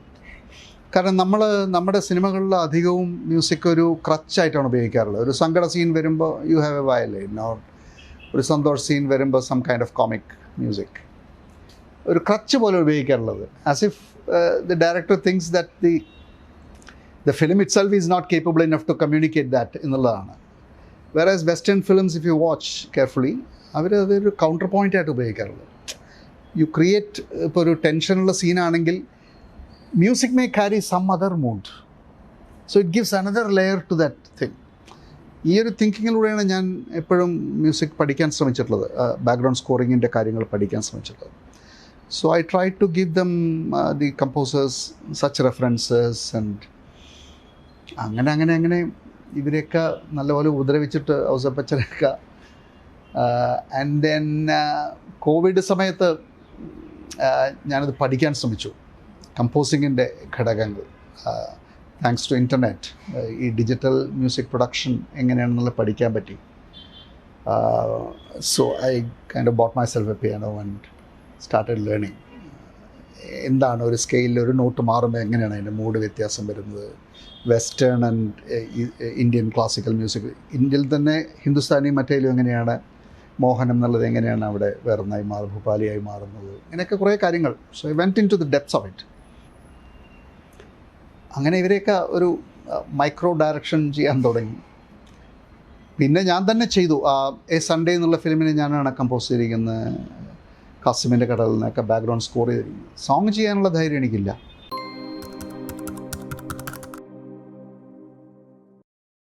ആരാണ് ഏറ്റവും കൂടുതൽ അതിശയിപ്പിച്ച ആക്ടർ? അങ്ങനെ അതിശയിപ്പിച്ചിട്ടൊന്നുമില്ല. ഇംപ്രസീവായി തോന്നിയിട്ടുണ്ട്. ഇംപ്രസീവായി തോന്നിയ ഒരുപാട് ആക്ടേഴ്സ് ഉണ്ട്. ഓഫ് കോഴ്സ് എൻ്റെ കൂടെ വർക്ക് ചെയ്തിട്ടുള്ള മിക്ക ആക്ടേഴ്സിലെയും once you kind of work with them in a very deep way, അവരിലുള്ള ആ ഒരു ഹ്യൂമൻ ബീയിങ്, അവരിൽ ഈ കഥാപാത്രത്തെ എംപതൈസ് ചെയ്യുന്ന ആ ഒരു മൂഡ്, ഇതൊക്കെ വരുമ്പോൾ then it's A joint discovery, ആ പ്രോസസ് ഓഫ് ആക്ടിങ്. ആൻഡ് അപ്പോൾ അതിൽ അതിശയം എന്നുള്ളതിനേക്കാളും ഭയങ്കര ആഹ്ലാദം തോന്നിയിട്ടുണ്ട്. ഈ മമ്മൂട്ടി ആയാലും മീര ജാസ്മിൻ ആയാലും ആൻ അഗസ്റ്റിനും ഫഹദും ഇവരെല്ലാം ഗ്രേറ്റ് കൊളാബറേറ്റേഴ്സ്. അപ്പോൾ അതിൻ്റെ ഒരു ഫീലിംഗ് ആണ് എനിക്കുള്ളത്. ഈ മമ്മൂട്ടിയെ ഉപയോഗിച്ചതുപോലെ മോഹൻലാലിനെ ഉപയോഗിക്കണം അങ്ങനെ ഒരു ഇല്ല, അങ്ങനൊരു ആഗ്രഹമായിട്ടൊന്നുമില്ല. ഞങ്ങൾ തമ്മിൽ 1-2 പ്രോജക്റ്റുകൾ പ്ലാൻ ചെയ്തിരുന്നു. പല കാരണങ്ങളും ഇവിടെ നടന്നില്ല. അദ്ദേഹത്തിൻ്റെ തിരക്കും എൻ്റെ വേറെ മറ്റ് എൻഗേജ്മെൻറ്റും ഒക്കെ കൊണ്ട് നടന്നിട്ടില്ല. അങ്ങനെ ഒരു നടനെ കൊണ്ടൊരു സിനിമ ഉണ്ടാക്കുക എന്നുള്ളതൊന്നുമല്ല എൻ്റെ ലക്ഷ്യം. എനിക്കിഷ്ടപ്പെട്ടൊരു തീം പറയാൻ പറ്റുക, എനിക്കിഷ്ടപ്പെട്ട ടൈപ്പ് ഓഫ് ഫിലിം ഉണ്ടാക്കാൻ പറ്റുക. That's my primary thing. And if any of them fits into it, great. ഈയിടെ ശ്യാമപ്രസാദ് എന്ന നടനെയും നമുക്ക് കാണാൻ അതെ. എൻജോയ് ചെയ്യുന്നുണ്ട് ആക്ടിംഗ് എന്ന പ്രോസസ്? Well, sometimes not. കാരണം ഒരു നടൻ്റെ പ്രത്യേകിച്ച് ഈ ക്യാരക്ടർ പാർട്സൊക്കെ ചെയ്യുന്ന ആൾക്ക് കുറേയധികം സമയം ഒരു അനിശ്ചിതത്വമൊക്കെ ഉണ്ട്. എന്താണ് ഇത് സംഭവിക്കുന്നതെന്നത് ഡയറക്ടർ ആയിട്ട് നമ്മൾ ഇത് ചെയ്യുമ്പോഴേ 24 മണി ആ ഷെഡ്യൂളിൽ ഇപ്പം നമ്മൾ 8 മണിക്കൂറിൻ്റെ ഒരു കോൾ ഷീറ്റ് ആണെങ്കിൽ അല്ലെങ്കിൽ 10 മണിക്കൂർ വർക്ക് ചെയ്യുന്നുണ്ടെങ്കിൽ അതിൽ ഓരോ സെക്കൻഡും you are making decisions, you are in control, you know what is happening. മറ്റേ നേരെ മറിച്ചാണ്. And that's a kind of little unnerving. അപ്പോൾ അത് മിസ് ചെയ്യുന്നുണ്ട്. ഡെഫിനറ്റ്ലി അങ്ങനെ ആക്കും എന്നുള്ളത് തന്നെയാണ് അതിൻ്റെ ഒരു എക്സ്പീരിയൻസ്. അത് തന്നെയാണ്. കാരണം നേരത്തെ പറഞ്ഞതുപോലെ ആക്ടറുമായിട്ട് കമ്മ്യൂണിക്കേറ്റ് ചെയ്യുക എന്നുള്ളത് ഇതിലെ വലിയൊരു പാർട്ടാണ്. പലപ്പോഴും പല ഡയറക്ടേഴ്സും ബേസിക്കായിട്ടുള്ള ഇൻസ്ട്രക്ഷൻ പോലും തരില്ല. ഉദാഹരണത്തിന് ഇവിടെ നടക്കുന്ന ആക്ടിവിറ്റി ഈ ഷോട്ടിൽ എന്തൊക്കെയാണ്, ഇവിടെ ഇരിക്കുന്നു, അവിടെ നിന്ന് എഴുന്നേറ്റ് പോയിട്ട് TV ഓൺ ചെയ്യുന്നു, ഇത് ചെയ്യുന്നു, അതുപോലും they assume that you know what it is kind of thing. ഒരു ക്യാമറയ്ക്ക് മുമ്പിൽ എനി ആക്ടർ, മമ്മൂട്ടി ആയാലും മോഹൻലാലും എല്ലാവരും നെർവസാണ്. അറ്റ്ലീസ്റ്റ് അതൊന്ന് റോൾ ചെയ്തിങ്ങനെ വരുന്നത് വരെ. അപ്പോൾ അതുകൊണ്ട് you need real support. They seek your acceptance, they seek your appreciation. So അതൊക്കെ കൂടുതൽ മനസ്സിലാക്കാൻ ഈ ജനാലയ്ക്ക് ഇപ്പുറത്ത് നിൽക്കുമ്പോൾ, കൗണ്ടറിന് ഇപ്പുറത്ത് നിൽക്കുമ്പോൾ എനിക്ക് മനസ്സിലാക്കാൻ പറ്റുന്നുണ്ട്. But do you entertain them improvising? താങ്കളൊരു ഡെഫിനറ്റ്ലി പറഞ്ഞില്ല, നമ്മൾ സംസാരിച്ചല്ലോ. അതെ പറഞ്ഞിരുന്നു. ഇൻ ദി സെൻസ് താങ്കൾക്ക് വേണ്ട ഒരു ഫിലിം മേക്കർ എന്ന നിലയ്ക്ക് താങ്കൾക്ക് വേണ്ടത് ഇവിടുന്ന് ഒരാൾ എഴുന്നേറ്റ് പോയി ഇവിടെ നിൽക്കുന്ന ഒരു ഷോട്ടാണ്. But the actor is such a brilliant actor. എഴുന്നേറ്റ് പോകുന്നതിനിടയ്ക്ക് അയാൾ മറ്റൊരിടത്തേക്ക് നോക്കുന്നു, വളരെ മീനിങ് ഫുൾ ആയിട്ടുള്ള ഒരു ലുക്ക് കൊടുക്കുന്നു. അത്തരം കാര്യങ്ങൾ as long as it serves my bigger picture, I M all for it. In fact അത് അവരുടേതാക്കി മാറ്റണം. ഞാൻ എങ്ങനെ ആ നോവലിനെ എൻ്റേതാക്കി മാറ്റിയോ ഇതുപോലെ ഈ കഥാപാത്രത്തെ അവരുടേതാക്കി മാറ്റണം. അതിനുവേണ്ടി പ്രേരിപ്പിക്കുകയാണ് ചെയ്യേണ്ടത്. So I totally always welcome it. നേരത്തെ ചോദിച്ചതിൻ്റെ കണ്ടിന്യൂഷൻ ആയിട്ട് ഏതെങ്കിലും ഒരു ആക്ടറെ ഞാൻ ചോദിച്ചിട്ടുണ്ടല്ലോ, ഏതെങ്കിലും ഒരു ആക്ടറുടെ അത്രയും ബ്രില്യൻ്റ് ആയ ഒരു ആക്ടർ, ലെറ്റ്സ് മലയാളം നമ്മൾ മോഹൻലാലിൻ്റെ കാര്യം പറയുന്നത് പോലെ, അങ്ങനെ ഒരു ആക്ടറിനെ ഡയറക്റ്റ് ചെയ്യണം എന്ന മട്ടിൽ തോന്നാറുണ്ടോ? ഇല്ല. Nothing. I wish I had worked with Thilagan. Yeah. That is one actor who എനിക്ക് 1-2 കാസ്റ്റ് ചെയ്യാനുള്ളൊരു ഐഡിയ ഉണ്ടായിരുന്നു, പക്ഷെ നടന്നില്ല. But then I think that they can be like ഈ മനോരഥങ്ങൾ തന്നെ I think there was a web series on Rabindranath Tagore. Yeah, I watched it. Yeah. അപ്പോൾ അതിൽ നിന്ന് ഇൻസ്പയർ ആയാണ് ഇത് ഉണ്ടാക്കിയതെന്ന് daughter of MTS. So do you think there can be other such novels or short stories in Malayalam? Oh, there are several. To name oh yeah, മാധവക്കുട്ടിയുടെ series ഒരു anthology പോലെ ചെയ്യാം. പല റൈറ്റേഴ്സിൻ്റെയും ചെയ്യാൻ പറ്റും, പല തീമിൽ നമുക്ക് പാക്ക് ചെയ്യാൻ പറ്റും, ചെയ്യാൻ. പക്ഷേ ഇതിനൊക്കെ ഓഡിയൻസ് എവിടെയുണ്ടെന്നുള്ളതാണ് ഒരു ക്രിട്ടിക്കൽ. സാറ ജോസഫ് നോവലാണ് ഞാനിപ്പോൾ വർക്ക് ചെയ്തുകൊണ്ടിരിക്കുന്നത്. I have already written the script and all that. Alohari Anandam എന്നുള്ള നോവലിനെ ബേസ് ചെയ്തിട്ട്. സോ ഒരു വലിയ ലാൻഡ്സ്കേപ്പ് സാധനമല്ലേ അതാണ് ഒരു 2 ജനറേഷൻ്റെ കഥയൊക്കെ പറയുന്നതാണ്. പക്ഷേ അതല്ലാതെയുള്ളൊരു ഫോമിലാണ് ഞാനത് അവതരിപ്പിക്കുന്നത്. അതിനകത്ത് വേറൊരു സിനിമ എന്നല്ല, അതിന് എൻ്റെ ഒരു കോമ്പാക്റ്റ് വേർഷൻ പോസിബിൾ ആണ് എന്നെനിക്ക് തോന്നുന്നു. സിനിമ അത് അനീസ് സലീമിനെ ഞാൻ ചെയ്തു, ഹാസ്യമിൻ്റെ കടൽ. അത് സിനിമയായിട്ട് അല്ല, അത് കഴിഞ്ഞു. അനീസ് സലീമിൻ്റെ ഫിനിഷ്ഡാണ്. അത് കോവിഡ് സമയത്താണ് അതിൻ്റെ വർക്കുകളൊക്കെ നടന്നുകൊണ്ടിരുന്നത്. അത് OTT വേണ്ടിയായിട്ട് കംസ് ഔട്ട്. ഈ ഡയറക്ടർ ആക്ടറിലെ ഒരു സംശയം തീരുന്നില്ല. ഈ ഡയറക്ടർ ആക്ടർ ആയിരിക്കുന്ന സമയത്ത് ഒരു ചലഞ്ചിങ് ക്യാരക്ടർ കൊടുക്കുക, അയാൾക്കൊരു ചലഞ്ച് കൊടുക്കുക, അങ്ങനെ ഒരു ഡയറക്ടറും അല്ലെങ്കിൽ ഡയറക്ടർ ഉദ്ദേശിച്ചതിനേക്കാൾ ബെറ്റർ ആയിട്ട് ഇത് പെർഫോം ചെയ്യുക എന്നൊരു ആക്ടർക്കും ഒരു ചലഞ്ച് വരിക, അങ്ങനെ ഒരു കൺസെപ്റ്റ് ഉണ്ടോ? You are a director, you are also a actor. അത് ആക്ച്വലി നമ്മളതിൽ അവരുമായിട്ട് എന്തുമാത്രം ഇൻട്രാക്ട് ചെയ്യുന്നതനുസരിച്ചിരിക്കും. Actually actors like to be challenged. അവർക്ക് അവരുടെ ആർട്ട് എൻ്റെ ഫുൾ എക്സ്പ്ലോർ ചെയ്യാനാണ് എല്ലാവരുടെയും താല്പര്യം. ഒരു സിനിമാറ്റോഗ്രാഫർക്ക് ഒരു ചലഞ്ചിങ് ആയിട്ടുള്ള പിക്ചറൈസേഷൻ ആഗ്രഹിക്കുന്ന പോലെ. പക്ഷെ അതിലേക്ക് അവരെ എത്തിക്കുക എന്നുള്ളതൊരു കടമ, അല്ലാതെ ഒരു ബൈ ഡിഫോൾട്ട് അവരതിന് റെഡിയായിരിക്കുന്നത് നമ്മൾ പ്രതീക്ഷിക്കേണ്ട. കാരണം സിനിമയുടെ ഒരു സൂപ്പർഫിഷ്യലായിട്ടുള്ളൊരു സൗകര്യങ്ങളിലും മറ്റ് ഇതിലൊക്കെ ആയിരിക്കും അവർ മിക്കവാറും ഇൻ്റലിജൻ്റ് ആയിരിക്കുക. അവരെ ഒരു ക്രിയേറ്റീവ്ലി അവരെ പുഷ് ചെയ്യുക എന്നുള്ളത് ഡയറക്ടറുടെ ജോലി തന്നെയാണ്. നേരത്തെ തിലകൻ്റെ കാര്യം പറഞ്ഞപ്പോൾ, തിലകൻ്റെ ആ കിരീടമൊക്കെ കഴിഞ്ഞ സമയത്ത് പല ഇൻ്റർവ്യൂസിലും എഴുതാറുണ്ട്, ഒരു ഷോട്ട് കഴിഞ്ഞ് നെക്സ്റ്റ് ഷോട്ടിലേക്ക് എത്തിയപ്പോഴത്തേക്ക് തിലകൻ്റെ ക്യാരക്ടർ അത്രയും നന്നായിട്ട് അദ്ദേഹം പെർഫോം ചെയ്തു. സോ ദാറ്റ് ഇറ്റ് വാസ് അത് റീഷോട്ട് ചെയ്യേണ്ടി വന്നു. കാരണം മറ്റേയാൾക്ക് കൂടെ പിടിച്ചു നിൽക്കാൻ പറ്റുന്നില്ല. ഇത് കിലുക്കത്തിലെ ഈ ഇന്നസെൻ്റ് ക്യാരക്ടറും തിലകൻ്റെ ക്യാരക്ടറുമായിട്ടുള്ള ആ റീഷോട്ടിലൊക്കെ ഇങ്ങനെ പറയുന്നു. അത്തരം എന്തെങ്കിലും എക്സ്പീരിയൻസ് ഉണ്ടോ? അങ്ങനെ ഒരു എനിക്കറിയില്ല എന്താണെന്ന് അവിടെ സംഭവിച്ചതെന്ന്. പിടിച്ചു നിൽക്കാൻ പറ്റില്ല എന്നൊക്കെ എനിക്ക് തോന്നുന്നു ആ എഴുതിയ ഒരു ജേർണലിസ്റ്റിൻ്റെ ഒരു ഭാവനയും കൂടി ഉണ്ടാവും ഇതിൽ. ബിക്കോസ് ഒരു നല്ല ഫിലിം മേക്കിങ്ങിൽ അത് സംഭവിക്കില്ല. Because it will be controlled by the director. ഞാൻ ഡയറക്ടർ കാര്യമല്ലോ പറഞ്ഞു, ഈ രണ്ട് actors, even the actor, the other actor performance, you are talking about a situation where കാരണം സിനിമ ക്രോണോളജിക്കലി അല്ല ഷൂട്ട് ചെയ്തിട്ടുണ്ടാവുക. സോ അതുകൊണ്ട് പിന്നീടുള്ള ഒരു രംഗത്തിലെ ഇതിന് ഒരു പ്രീവിയസ് ഒരു രംഗം എടുത്തു കഴിഞ്ഞപ്പോൾ മേ ബി യു നീഡ്, അത് ആ ഡയറക്ടറുടെ ജഡ്ജ്മെൻറ്റിൻ്റെ ഒരു പ്രശ്നമാണ് അവിടെ എന്ത് വേണമായിരുന്നു എന്നുള്ളത്. അല്ലാതെ അങ്ങനെ അല്ലാതെ ഒരു ആക്ടറെ അങ്ങനെ അപ്സ്റ്റേജ് ചെയ്യാൻ സിനിമയിൽ ബുദ്ധിമുട്ടാണ്. ബിക്കോസ് തിയേറ്ററിൽ യെസ്, അതെ, എവറിത്തിങ് ഇസ് ഒരു ഡയറക്ടറാണ് അതിൻ്റെ മെഷർമെൻ്റ് എല്ലാം തീരുമാനിക്കുന്നത്. അത് തെറ്റിയാൽ good acting is actually A good direction ആണ് അതിൻ്റെ അർത്ഥം ശരിക്കും. അപ്പം അത് സംഭവിക്കാൻ എനിക്ക് തോന്നുന്നുണ്ട്. ആക്ടർ അത് ഒരു വളരെ സിംപ്ലിഫിക്കേഷനാണ്. Actor is a living being. So naturally ആക്ടറുടെ ലൈഫിലൂടെ, ഞാനിപ്പോൾ തിലകൻ എന്ന് പറഞ്ഞാൽ എന്താ, his years of experience in stage and his life, his uniqueness, his character, ഇതെല്ലാമാണ് എന്നെ ഫാസിനേറ്റ് ചെയ്യുന്നത്. So it's not like material.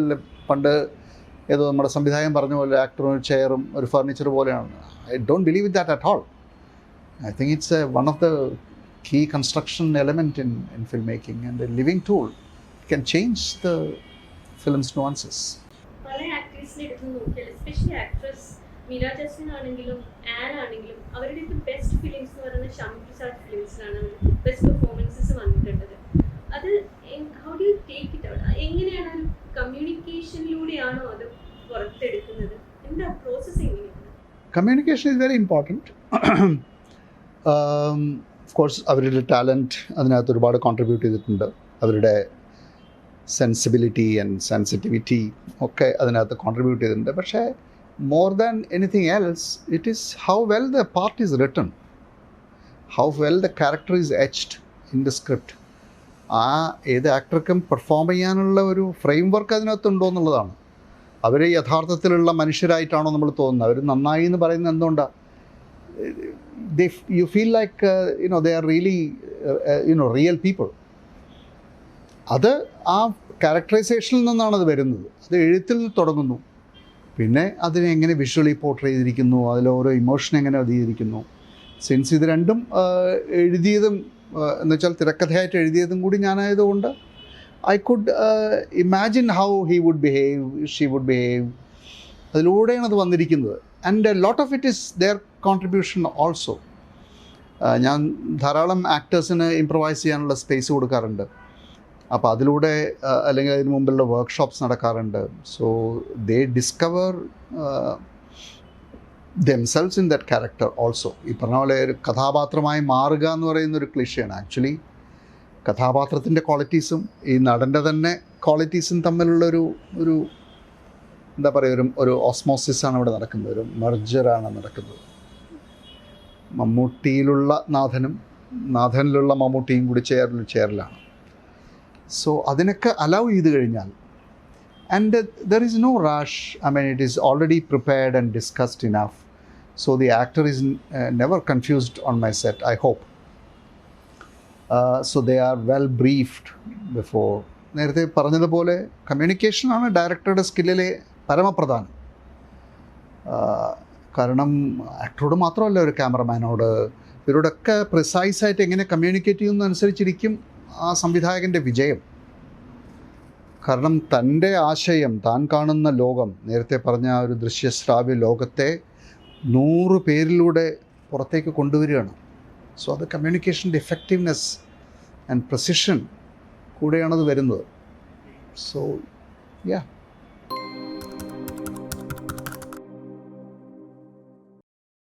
അല്ല, ഇതൊരു ഇഷ്യൂ തന്നെയാണത്. മറ്റ് പല മേഖലകളിലുള്ള പോലെ തന്നെ ഇതൊരു 10-30 ദിവസത്തേക്കുള്ള കൂടിച്ചേരലും സ്ത്രീകളും പുരുഷന്മാരും ഒക്കെ ഒന്നിച്ച് താമസിച്ച് വർക്ക് ചെയ്യുന്നതിൻ്റെയൊക്കെ ഒരു സിറ്റുവേഷൻ ഉള്ളതുകൊണ്ട് കുറച്ചുകൂടി ഒരു കമ്പസ്റ്റീവാണത്. അതൊരു ഇഷ്യൂ തന്നെയാണ്. There is more equality and there is more respect needed from each other. അത് ഇങ്ങനെ ഒരു ലീഗലി ഇങ്ങനെ ഒരു നിയമം വഴിയൊക്കെ ഉണ്ടാക്കുന്നു എന്നുള്ളത് വലിയ പ്രശ്നമാണ്. അങ്ങനെ അല്ലാതെ തന്നെയൊക്കെ വരേണ്ടതായിരുന്നു കലാകാരന്മാരുടെ ഒരു സംഘ പ്രവർത്തനത്തിൽ. സോ കേരളം പ്രത്യേകിച്ചും ഈ കാര്യത്തിനെക്കുറിച്ചൊക്കെ വളരെ കോൺഷ്യസും ആർട്ടിക്കുലേറ്റ് ആയതുകൊണ്ട് ഇത് കൂടുതൽ ചർച്ച ചെയ്യപ്പെടുന്നു. It is worse, I'm sure, in let's say Tamil or Telugu or anything else. ഈ കലാകാരന്മാരുടെ ആക്ടേഴ്സിൻ്റെ സംഘടന തന്നെ ഇതിനോട് പ്രതികരിക്കുന്നത് നമ്മൾ കാണുന്നതാണ്. അവർ വളരെ നെഗറ്റീവായിട്ടുള്ള ഒരു അപ്രോച്ചായിരുന്നു പലപ്പോഴും. അതെ, I totally agree that they should have been more positive. കുറച്ചുകൂടി പ്രോ ആക്റ്റീവായിട്ട് അതിനെ സമീപിക്കണമായിരുന്നു എന്ന് തന്നെയാണ് എൻ്റെ അഭിപ്രായം. പക്ഷേ ഒരു പ്രസ്ഥാനത്തിന് അതിൻ്റേതായിട്ടുള്ള ലിമിറ്റേഷൻസ് ഉണ്ടാവും. എല്ലാവരുടെയും ഡിസിഷനൊക്കെ ഒത്തുചേർന്ന് ഒരു സ്ട്രീം ലൈൻ ചെയ്ത് പുറത്ത് വരുന്ന ഒരു കാലതാമസം നേരിട്ടു. But it should have been much better response, much quicker. ഒരു നിയമമോ അല്ലെന്നുണ്ടെങ്കിൽ ഒരു പ്രത്യേക ലോ അങ്ങനെ എന്തെങ്കിലും രീതിയിലൂടെ ഇംപ്ലിമെൻറ്റ് നിയമം ഉണ്ടാവും നല്ലതാണ്. അറ്റ്ലീസ്റ്റ് ദാറ്റ് വിൽ ബി എന്താ പറയുക, അതൊരു നിയമം തെറ്റിക്കാൻ കുറച്ച് പേരെങ്കിലും അത് വിലക്കും.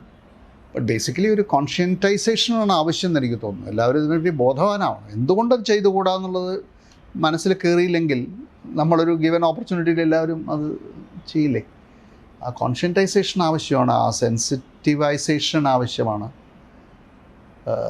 ഓരോരുത്തരുടെയും സ്പേസസിനെ റെസ്പെക്റ്റ് ചെയ്യാൻ നമ്മൾ പഠിക്കണം. ആസ് എ സമൂഹം നമ്മൾ പഠിച്ചിട്ടില്ല. പക്ഷേ ഫിലിം മേക്കിംഗ് ആസ് കുറച്ചുകൂടി ഒരു ആർട്ടിസ്റ്റ് എന്നുള്ള രീതിയിലും, നമ്മളെ സമൂഹം ശ്രദ്ധിക്കുന്ന ആൾക്കാരെന്ന രീതിയിലും, നമ്മളെ മോഡൽ ചെയ്യുന്ന ആൾക്കാരെന്ന രീതിയിലും നമ്മൾ കുറേ കൂടുതൽ കോൺഷ്യസ് ആയിരുന്നു.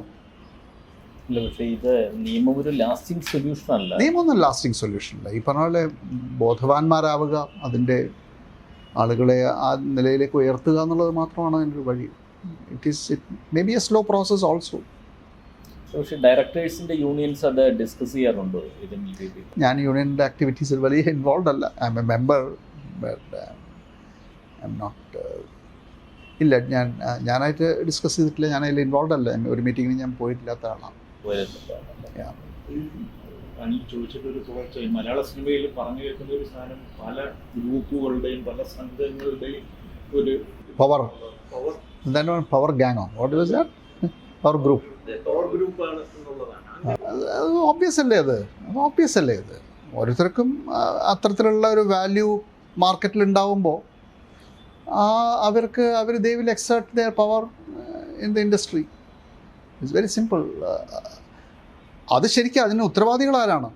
ഈ പ്രേക്ഷകരാണ് ഈ താരങ്ങളെയും സൂപ്പർ താരങ്ങളെയും മെഗാ താരങ്ങളെയൊക്കെ ഉണ്ടാക്കുന്നത്.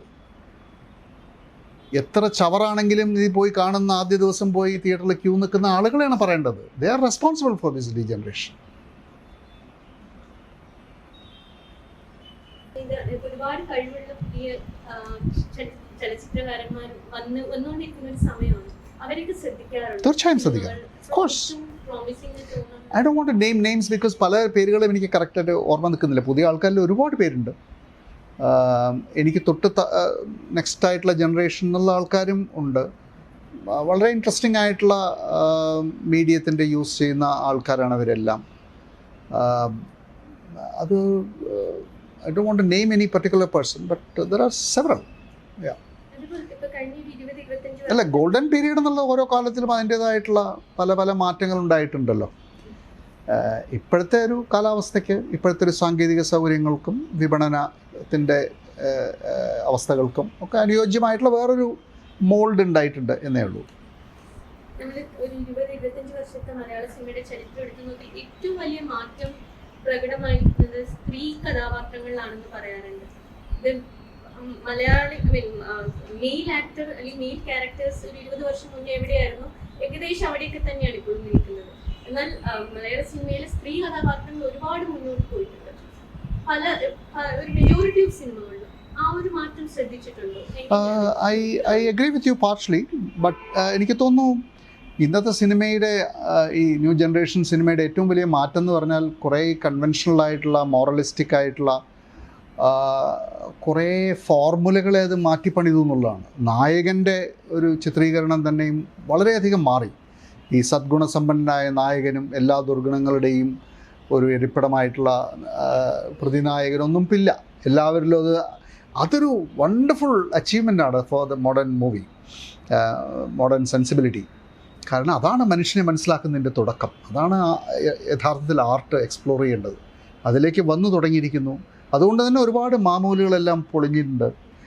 Especially women's role in family and society represent ചെയ്യുന്ന രീതി തീർച്ചയായും ഒരുപാട് മാറ്റങ്ങൾ വന്നിട്ടുണ്ട്. അതിൻ്റെയൊക്കെ ഒരു തുടക്കമിട്ട ആളെന്നുള്ള രീതിയിൽ ശ്യാമപ്രസാദ് എന്ന ചലച്ചിത്രകാരന് ഒരു വലിയ റോൾ ഉണ്ടെന്ന് നമ്മളിപ്പോൾ തിരിഞ്ഞു നോക്കുമ്പോൾ നമുക്ക് കാണാൻ പറ്റുന്നുണ്ട്.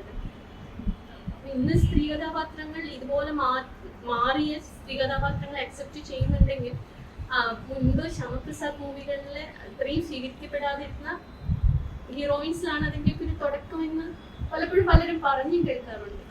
അങ്ങനെ തോന്നാറുണ്ടോ? It is not for me to make an opinion on that. അത് പറഞ്ഞ പോലെ ക്രിറ്റിക്സും ഹിസ്റ്റോറിയൻസും ഒക്കെ തീരുമാനിക്കട്ടെ. ഞാൻ എൻ്റെ വൈയക്തികമായൊരു ഒരു പൊസിഷനിൽ നിന്നുകൊണ്ടാണ് ഇതെല്ലാം സംസാരിച്ചത്. Supported by great writers on whose works that I based it on. അപ്പോൾ അത് തീർച്ചയായും ലാസ്റ്റിംഗ് ആയൊരു മാറ്റം ഉണ്ടെങ്കിൽ I'm more than happy. അതാണ് നമ്മൾ കാണേണ്ടത്. കൂടുതൽ മനുഷ്യനെ അവൻ്റെ ആകത്തുകയിൽ, അവൻ്റെ കോംപ്ലക്സിറ്റിയിൽ മനസ്സിലാക്കാൻ ശ്രമിക്കുന്ന ഒരു കല. അതാണ് ഏറ്റവും ആധുനിക കലയുടെ ലക്ഷണം. അതിലേക്ക് സിനിമ എത്തുന്നുണ്ടെങ്കിൽ, മെയിൻ സ്ട്രീം സിനിമ എത്തുന്നുണ്ടെങ്കിൽ I'm the happiest person.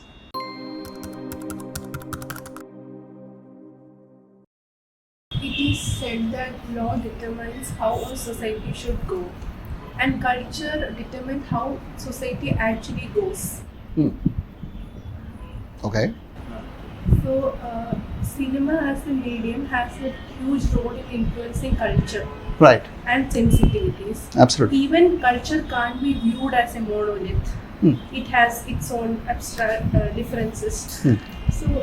So do you think cinema as a medium has influence in culture, and cinema and filmmakers should be held accountable for influencing the culture?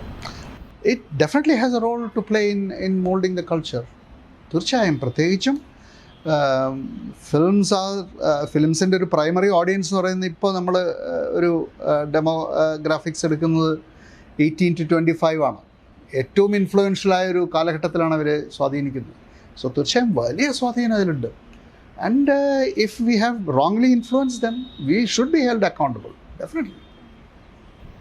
എങ്ങനെ accountable ആകുമെന്നുള്ളൊരു പ്രശ്നവുമില്ലേക്കില്ല.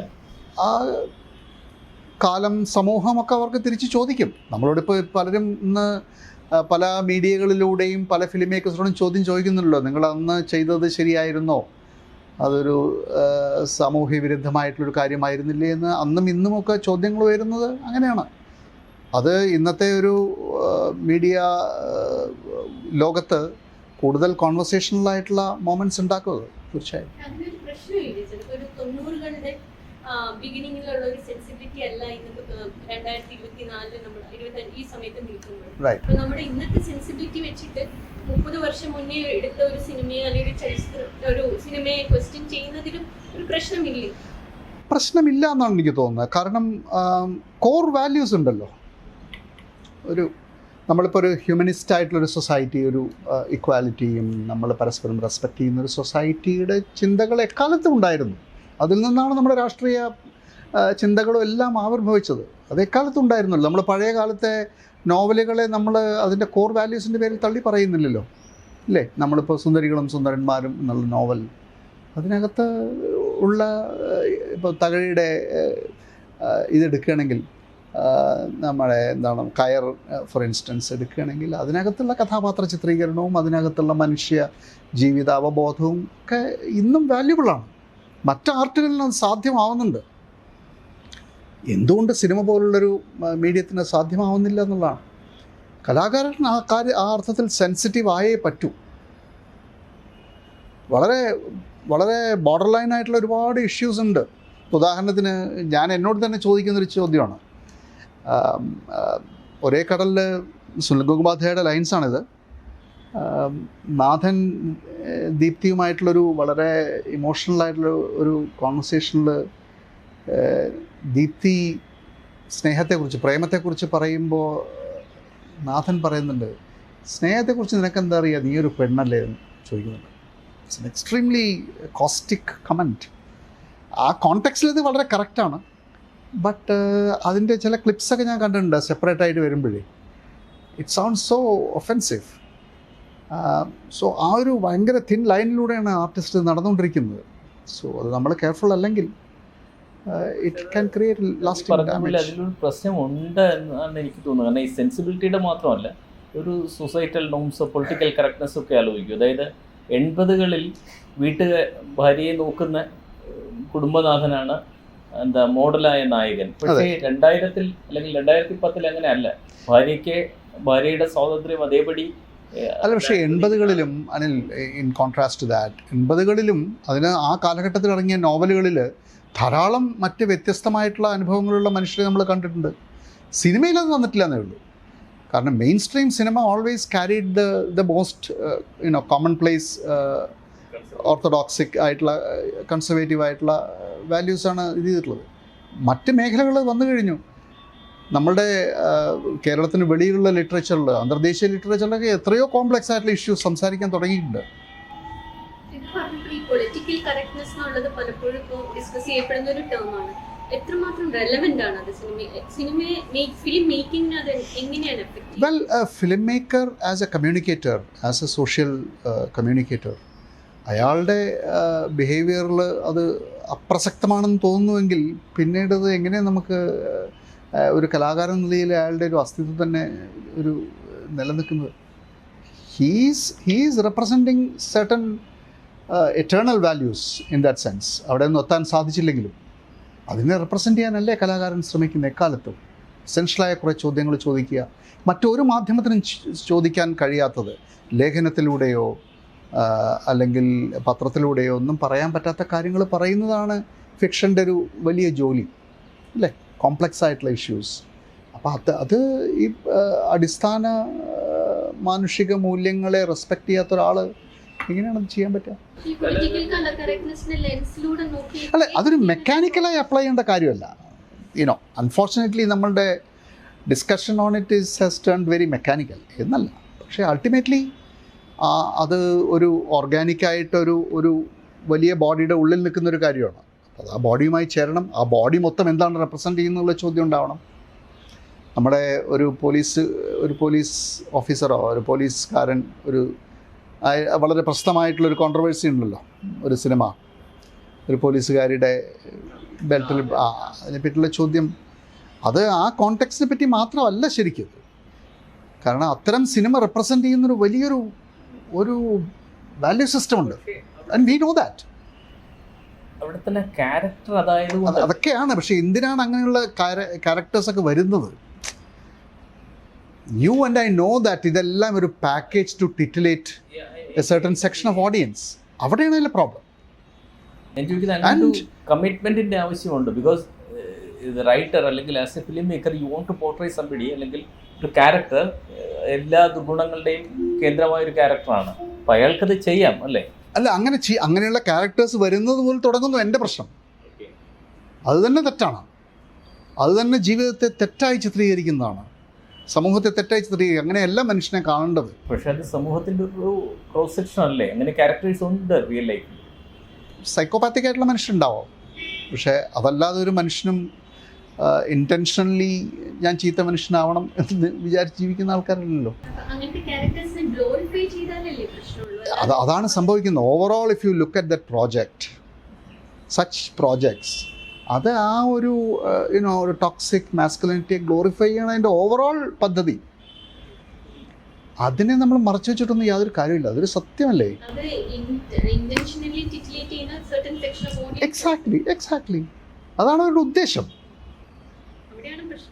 അതല്ലാതെ ഇങ്ങനെ ഒരു പ്രത്യേക മനുഷ്യൻ ഇങ്ങനെ ഒരു സിറ്റുവേഷനിൽ ആ സിനിമയുടെ എയിം തന്നെ to create such statements basically. പക്ഷെ ഇത് ചെയ്യുന്ന പലരും പറയുന്നത് ഞങ്ങൾ ഇത്തരം 4 സിനിമകൾ ചെയ്യുന്നതുകൊണ്ടാണ് നിങ്ങൾക്ക് നല്ല ആർട്ട് മൂവി ചെയ്യാൻ പറ്റുന്നത് എന്നാണ്. ഞങ്ങൾ ഇത്തരം കമേഴ്ഷ്യലി സക്സസ്ഫുള്ളായ, അതായത് ജനം കാണുന്ന സിനിമ ചെയ്യുന്നത് കൊണ്ടാണ്. അത് ഞാൻ ഒരിക്കലും മുഖവിലേക്ക് എടുക്കാത്തൊരു സ്റ്റേറ്റ്മെൻറ്റാണ്. I will do bad stuff so that I get resources to make a good one എന്ന് പറയുന്നത് ഒരിക്കലും നടക്കാൻ പറ്റാത്ത കാര്യമാണ്. Once you contaminate your self വലിയ ബുദ്ധിമുട്ടാണ്. പിന്നീട് തിരിച്ചു വരാൻ ബുദ്ധിമുട്ടായി. പുതിയ ഫിലിം മേക്കേഴ്സിനോട് ഞാൻ എപ്പോഴും പറയാറുള്ളൊരു കാര്യം അത്. കാരണം നിങ്ങളുടെ വിശ്വാസങ്ങൾക്ക് നിങ്ങൾ എൻജോയ് ചെയ്യുന്ന സിനിമ, നിങ്ങൾ വിശ്വസിക്കുന്ന സിനിമ ചെയ്യുക. പിന്നെ ആ സിനിമയിൽ നിങ്ങളുടെ ജീവിത ചിത്രീകരണം, നിങ്ങൾ എന്തുമാത്രം ആഴമുള്ള മനുഷ്യനാണ്, നിങ്ങൾ എന്തുമാത്രം സാമൂഹിക ബോധമുള്ള മനുഷ്യനാണ്, നിങ്ങൾ എന്തുമാത്രം ചുറ്റുമുള്ള കലകളോട് സെൻസിറ്റീവായിട്ടുള്ള മനുഷ്യനാണ് എന്നതിൻ്റെ റിഫ്ലക്ഷനാണ്. A director is a sum total of his taste എന്ന് പറയും. It is exactly that. അയാൾക്ക് മ്യൂസിക്കിൽ എന്ത് ടേസ്റ്റ് ഉണ്ട്, അയാൾക്ക് സാഹിത്യത്തിൽ എന്ത് ടേസ്റ്റ് ഉണ്ട്, അയാൾക്ക് സാമൂഹിക ജീവിതത്തിൽ അയാളുടെ കാഴ്ചപ്പാട് എന്താണ്, ഇത് റിവീൽ ചെയ്യുന്നതാണ് ഓരോ സിനിമകളും. അപ്പോൾ if it reveals A kind of negative social mentality. Does such a value system hold for actors also? Or I think so, especially the powerful actors. Then recently there was an actress who said that I did a certain kind of a movie because at that time I wanted money. I was running short of money, and now. അതിനെപ്പറ്റിയല്ല അവർ പറഞ്ഞത്. അവർ serial മനസ്സിലായി.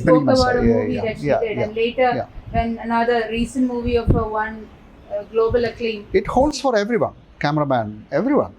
Because once you dilute your art, your values, your integrity is compromised.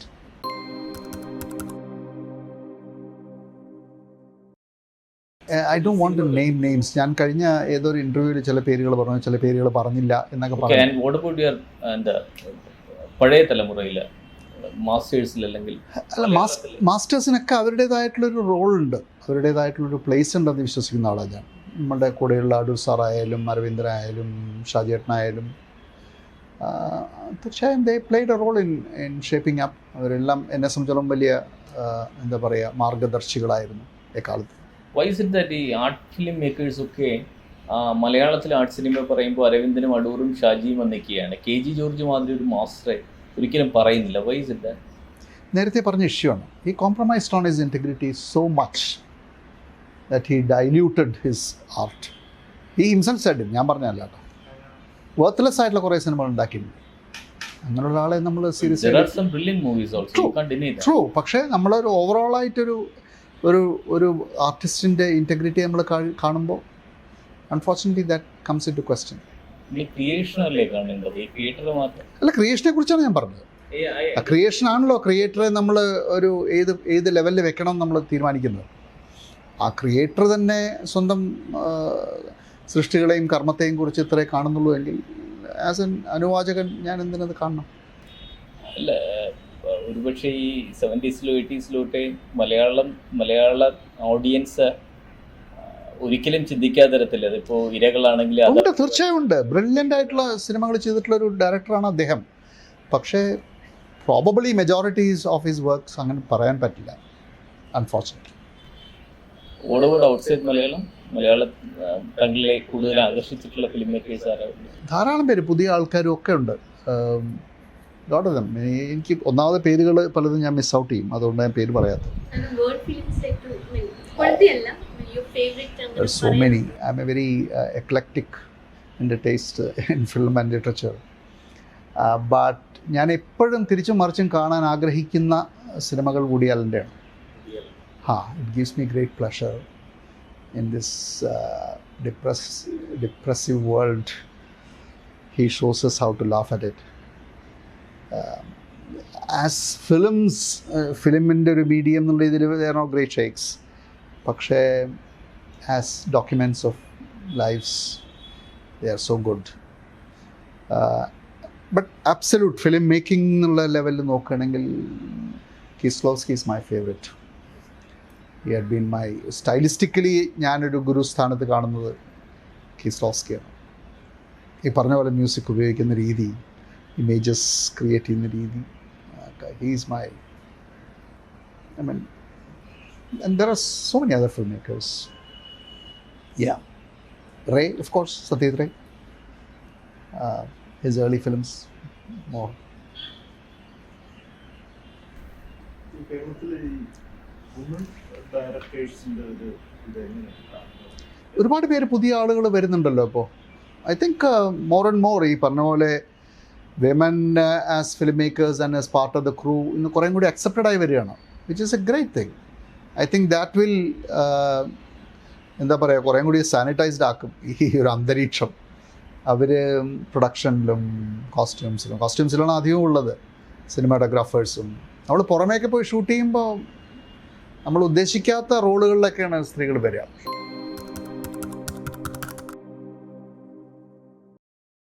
ആ ഗുണമായാലും ദോഷമായാലും that's the reality. ഇപ്പോൾ web series for instance gives you a bigger platform to explore themes and characters and all that, which is great. I am myself working on a couple of ideas. അപ്പോൾ അത് തീർച്ചയായും ആ സാധ്യത ഉപയോഗിക്കുക എന്നുള്ളതാണ് എനിക്ക് തോന്നുന്നത്. ദൂരദർശൻ വെറും ഒരു ബോറിംഗ് ഗവൺമെൻറ് മീഡിയം ആയിരുന്ന സമയത്താണ് കുറച്ച് സ്റ്റോറീസും ഡിഫറെൻ്റ് ആയിട്ടുള്ള പ്രോഗ്രാംസൊക്കെ ചെയ്യാൻ നമ്മൾ സാധിച്ചത്. So it's really up to you how you use it. Experience ആണ് ടെലിവിഷൻ ടെലിഫിലിം ബാക്ക്ഗ്രൗണ്ട് ഉള്ളത് കൊണ്ട് ഈ OTT-ലേക്കുള്ള ട്രാൻസ്ഫോർമേഷൻ ഇറ്റ്സ് ഒരു ഡിഫോൾട്ട് പൊസിഷനാണ് സ്മോൾ ഫ്രെയിമിന് വേണ്ടി ആലോചിക്കുക എന്നുള്ളത്. കോമ്പാക്റ്റ് ആയ ഒരു ബഡ്ജറ്റിനകത്ത് നിന്നുകൊണ്ട് മറ്റ് സിറ്റുവേഷനിൽ ഒരു ക്യാരക്ടർ ബേസ്ഡ് ആയിട്ടുള്ള സ്റ്റോറീസ് ചെയ്യുക എന്നുള്ളതൊക്കെ by virtue of being in or grooming in television എനിക്ക് കിട്ടിയിട്ടുള്ളതാണ്. അതൊരു ഫിലിം മേക്കർ എന്നുള്ള നിലയ്ക്ക് വെബ് സീരീസ് വരുന്നതും OTT വരുന്നതും എത്രത്തോളം സ്വാതന്ത്ര്യവും നമുക്ക് തരുന്നു? നല്ലതാണെന്ന് എനിക്ക് തോന്നുന്നു. കാരണം ഈ web series actually have develop the sensibility overall of our general audience. കാരണം അവർ ഒരുപാട് കാര്യങ്ങൾ ഇപ്പോൾ കാണാൻ തുടങ്ങി, പലതരത്തിലുള്ള characterisations. So which is fine. പഴയ പോലുള്ള വെറും ഒരു മെലോ ഡ്രാമകൾ മാത്രമൊന്നും ഇനി വിജയിച്ചു പോകാൻ ബുദ്ധിമുട്ടാണ്. അല്ലെങ്കിൽ സൂപ്പർ ഹീറോയുടെ ഗ്ലോറിഫിക്കേഷനുള്ള സിനിമകൾ മാത്രമൊക്കെ ഇനിയും വിജയിച്ചു പോകാൻ ബുദ്ധിമുട്ടാണെന്ന് എനിക്ക് തോന്നുന്നു. Of course big screen needs big experiences, visually and orally. അത് കൊടുക്കുന്ന സിനിമകൾ അതിൽ വിജയം കാണും. മീഡിയത്തിൻ്റെ പോസിബിലിറ്റീസ് കുറേയും കൂടി എക്സ്പ്ലോർഡായി, കുറച്ചുകൂടി അത് പ്രൊനൗൺസ്ഡ് ആയിട്ടുണ്ട്. സിനിമയുടെ ഒരു എക്സ്പീരിയൻസിനെ അത് എഫക്റ്റ് ചെയ്യില്ല. അതായത് ഈ സ്മോൾ സ്ക്രീൻ ബിഗ് സ്ക്രീനിനെ വിഴുങ്ങൊന്നുമില്ല. ഇറ്റ് വിൽ കോ എക്സിസ്റ്റ് എന്ന് എനിക്ക് തോന്നുന്നു.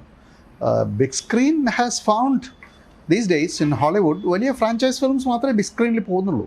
ബാക്കിയെല്ലാം it goes to network television or OTT. ഞാൻ ചോദിച്ചത്, ഞാൻ എൻ്റെ ഒരു മുൻപിൽ കേരളത്തിൻ്റെ ഒരു സൗത്ത് ഇന്ത്യയുടെ കേരളത്തിൻ്റെ ഒരു പശ്ചാത്തലത്തിൽ മലയാള സിനിമയിൽ അത് നമ്മളല്ലേ ഏറ്റവും കൂടുതൽ ഗ്ലോബലി ഇൻഫ്ലുവൻസ്ഡ് ആയിട്ടുള്ള ഫിലിം വ്യൂയിങ് കമ്മ്യൂണിറ്റി. എന്തെല്ലാമാണ് നമ്മൾ കണ്ടുകൊണ്ടിരിക്കുന്നത്. തീർച്ചയായും ധാരാളം മാറ്റങ്ങൾ വന്നിട്ടില്ലേ? നമ്മുടെ ഓഡിയൻസ് സെൻസിബിലിറ്റിയിൽ ഇത് മാറ്റം വരുത്തിയിട്ടില്ല. തീർച്ചയായിട്ടും ഉണ്ട്. That's a good thing, you know. Recent ഹിറ്റായ 1-2 സിനിമകൾ വെച്ചിട്ട് ഒരാൾ പറഞ്ഞത് ഒരു total replica of Korean sensibility ആണ് ആ 2 മൂവീസും. അതുകൊണ്ടാണ് അത് വിജയിക്കുന്നത് എന്നും എനിക്കറിയില്ല. ഞാൻ കൊറിയൻ കണ്ടന്റ് അത്ര ഞാൻ കാണുന്ന ഒരാളല്ല, അപ്പോൾ അതുകൊണ്ട് എനിക്കത് വാലിഡേറ്റ് ചെയ്യാൻ പറ്റില്ല. പക്ഷേ definitely all kinds of films are being watched. വീട്ടമ്മമാർ പോലും യുനോ കൊറിയൻ കണ്ടന്റും അതുപോലെ ഇസ്രായേലി സ്പൈ സീരീസും എന്തൊക്കെ കാണുന്ന, വിച്ച് ഈസ് ഗ്രേറ്റ്. പക്ഷെ അത് ഡാമേജിങ് അല്ലേ? ഇപ്പോൾ ഈ സുധാര പറഞ്ഞതിന്റെ ഒരു കണ്ടിന്യൂഷൻ ആയിട്ട് നമ്മൾ വലിയ കോപ്പി കാറ്റായി കൊണ്ടിരിക്കുകയല്ലേ നമ്മൾ. പക്ഷേ പണ്ടും അത് ഉണ്ടായിരുന്നില്ല. പണ്ട് കോപ്പി കാറ്റ് ആവുന്ന നമ്മൾ ഏറ്റവും ഇൻഫീരിയർ ആയിട്ടുള്ള കുറേ സാധനങ്ങൾ നമ്മൾ കോപ്പി ചെയ്തിരുന്നത്. Bollywood films and Tamil films, അതിനെയൊക്കെയാണ് നമ്മൾ കോപ്പി ചെയ്തിരുന്നത്. ഇന്ന് കുറച്ചുകൂടി യൂണിവേഴ്സലും കുറച്ചുകൂടി ഒരു സോഫിസ്റ്റിക്കേറ്റഡ് ആയിട്ടുള്ള കണ്ടന്റാണ് ഇപ്പോൾ നമ്മൾ കോപ്പി ചെയ്യുന്നതെന്ന് വെച്ചാൽ മതി. That happens. പക്ഷേ അതിനിടയിലും ഒരുപാട് ഒറിജിനൽ ടാലൻസിനെ അത് ഇൻസ്പയർ ചെയ്യുന്നുണ്ട്. അവർ പുതിയ വഴികളിൽ ചിന്തിക്കുന്നുണ്ട്. നമ്മുടെ ഈ പറഞ്ഞ ന്യൂ വേവ് ഫിലിം മേക്കേഴ്സ് മുഴുവൻ അതിൻ്റെ നല്ല ഇൻഫ്ലുവൻസ് പേറുന്നവരല്ലേ. ഒരു തുടർച്ച എന്ന് പറഞ്ഞത് ഇപ്പം പറഞ്ഞു കഴിഞ്ഞാൽ നെഗറ്റീവായിട്ടല്ല പറയുന്നത് ഇപ്പം ആർക്ക് വേണമെങ്കിലും ഒരു സിനിമ എടുക്കാം. ഒരു മൊബൈലോ എന്തെങ്കിലും കയ്യിലുണ്ടെങ്കിൽ മതി എന്ന് പറയുന്ന ഒരു തരത്തിലേക്ക് ഫിലിം മേക്കിംഗ് മാറിക്കഴിഞ്ഞു. ആ ഒരു ഫിലിം മേക്കിംഗ് കാലം എങ്ങനെയാണ് ഇനി വരാൻ പോകുന്നത്? ഗുണമുണ്ട് ദോഷമുണ്ട്. നേരത്തെ പറഞ്ഞ പോലെ ലോകത്തിലെ എല്ലാ കാര്യങ്ങളിലും ഗുണവും ദോഷവും മിശ്രമാണ്. ഗുണം എന്ന് പറയുന്നത് ഭയങ്കര ഡെമോക്രറ്റൈസ് ചെയ്തു, ഒന്ന് ഡീമിസ്റ്റിഫൈഡായി, ആർക്കും ചെയ്യാവുന്ന ഒരു കാര്യമാണ്.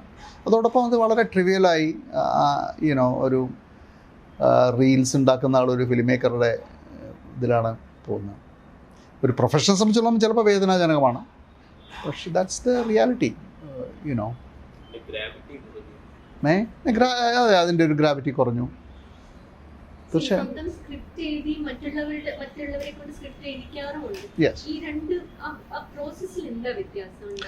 Well, basically, scriptwriter is also like another technician, you know, who contributes to the film.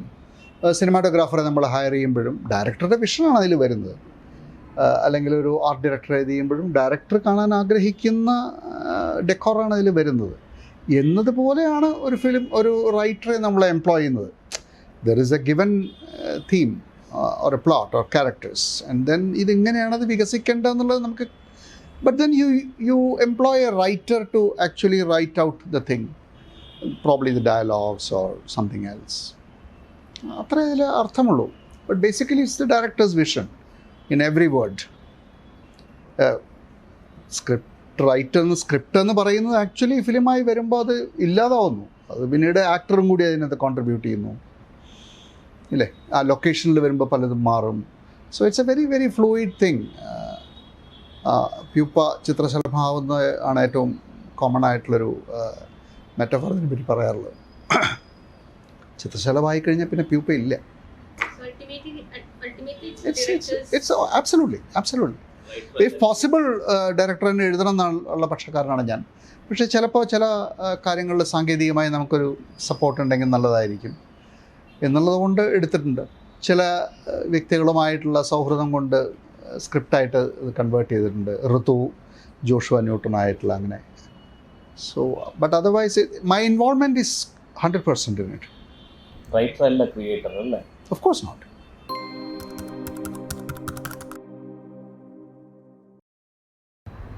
വളരെ എക്സ്ട്രോവേർട്ട് ആയ ഒരു അച്ഛൻ്റെ വളരെ ഇൻട്രോവേർട്ട് ആയ മകനാണ് ശ്യാമപ്രസാദ് എന്ന് കേട്ടിട്ടുണ്ട്. അപ്പോൾ ഈ ഇൻട്രോവേർട്ട് നേച്ചർ വെച്ചിട്ട് എങ്ങനെയാണ് ഫിലിം ആസ് എ ഡയറക്ടർ ഒക്കെ എങ്ങനെയാണ് അത് മാനേജ് ചെയ്യുന്നത്? I don't know if I'm an introvert, but I'm not a big socializer or anything. ഇതിൽ കൂടുതൽ കഴിയുന്നതും വീട്ടിലിരിക്കാനും എൻ്റേതായിട്ടുള്ള കാര്യങ്ങൾ ചെയ്യാനാണ് എനിക്കിഷ്ടം.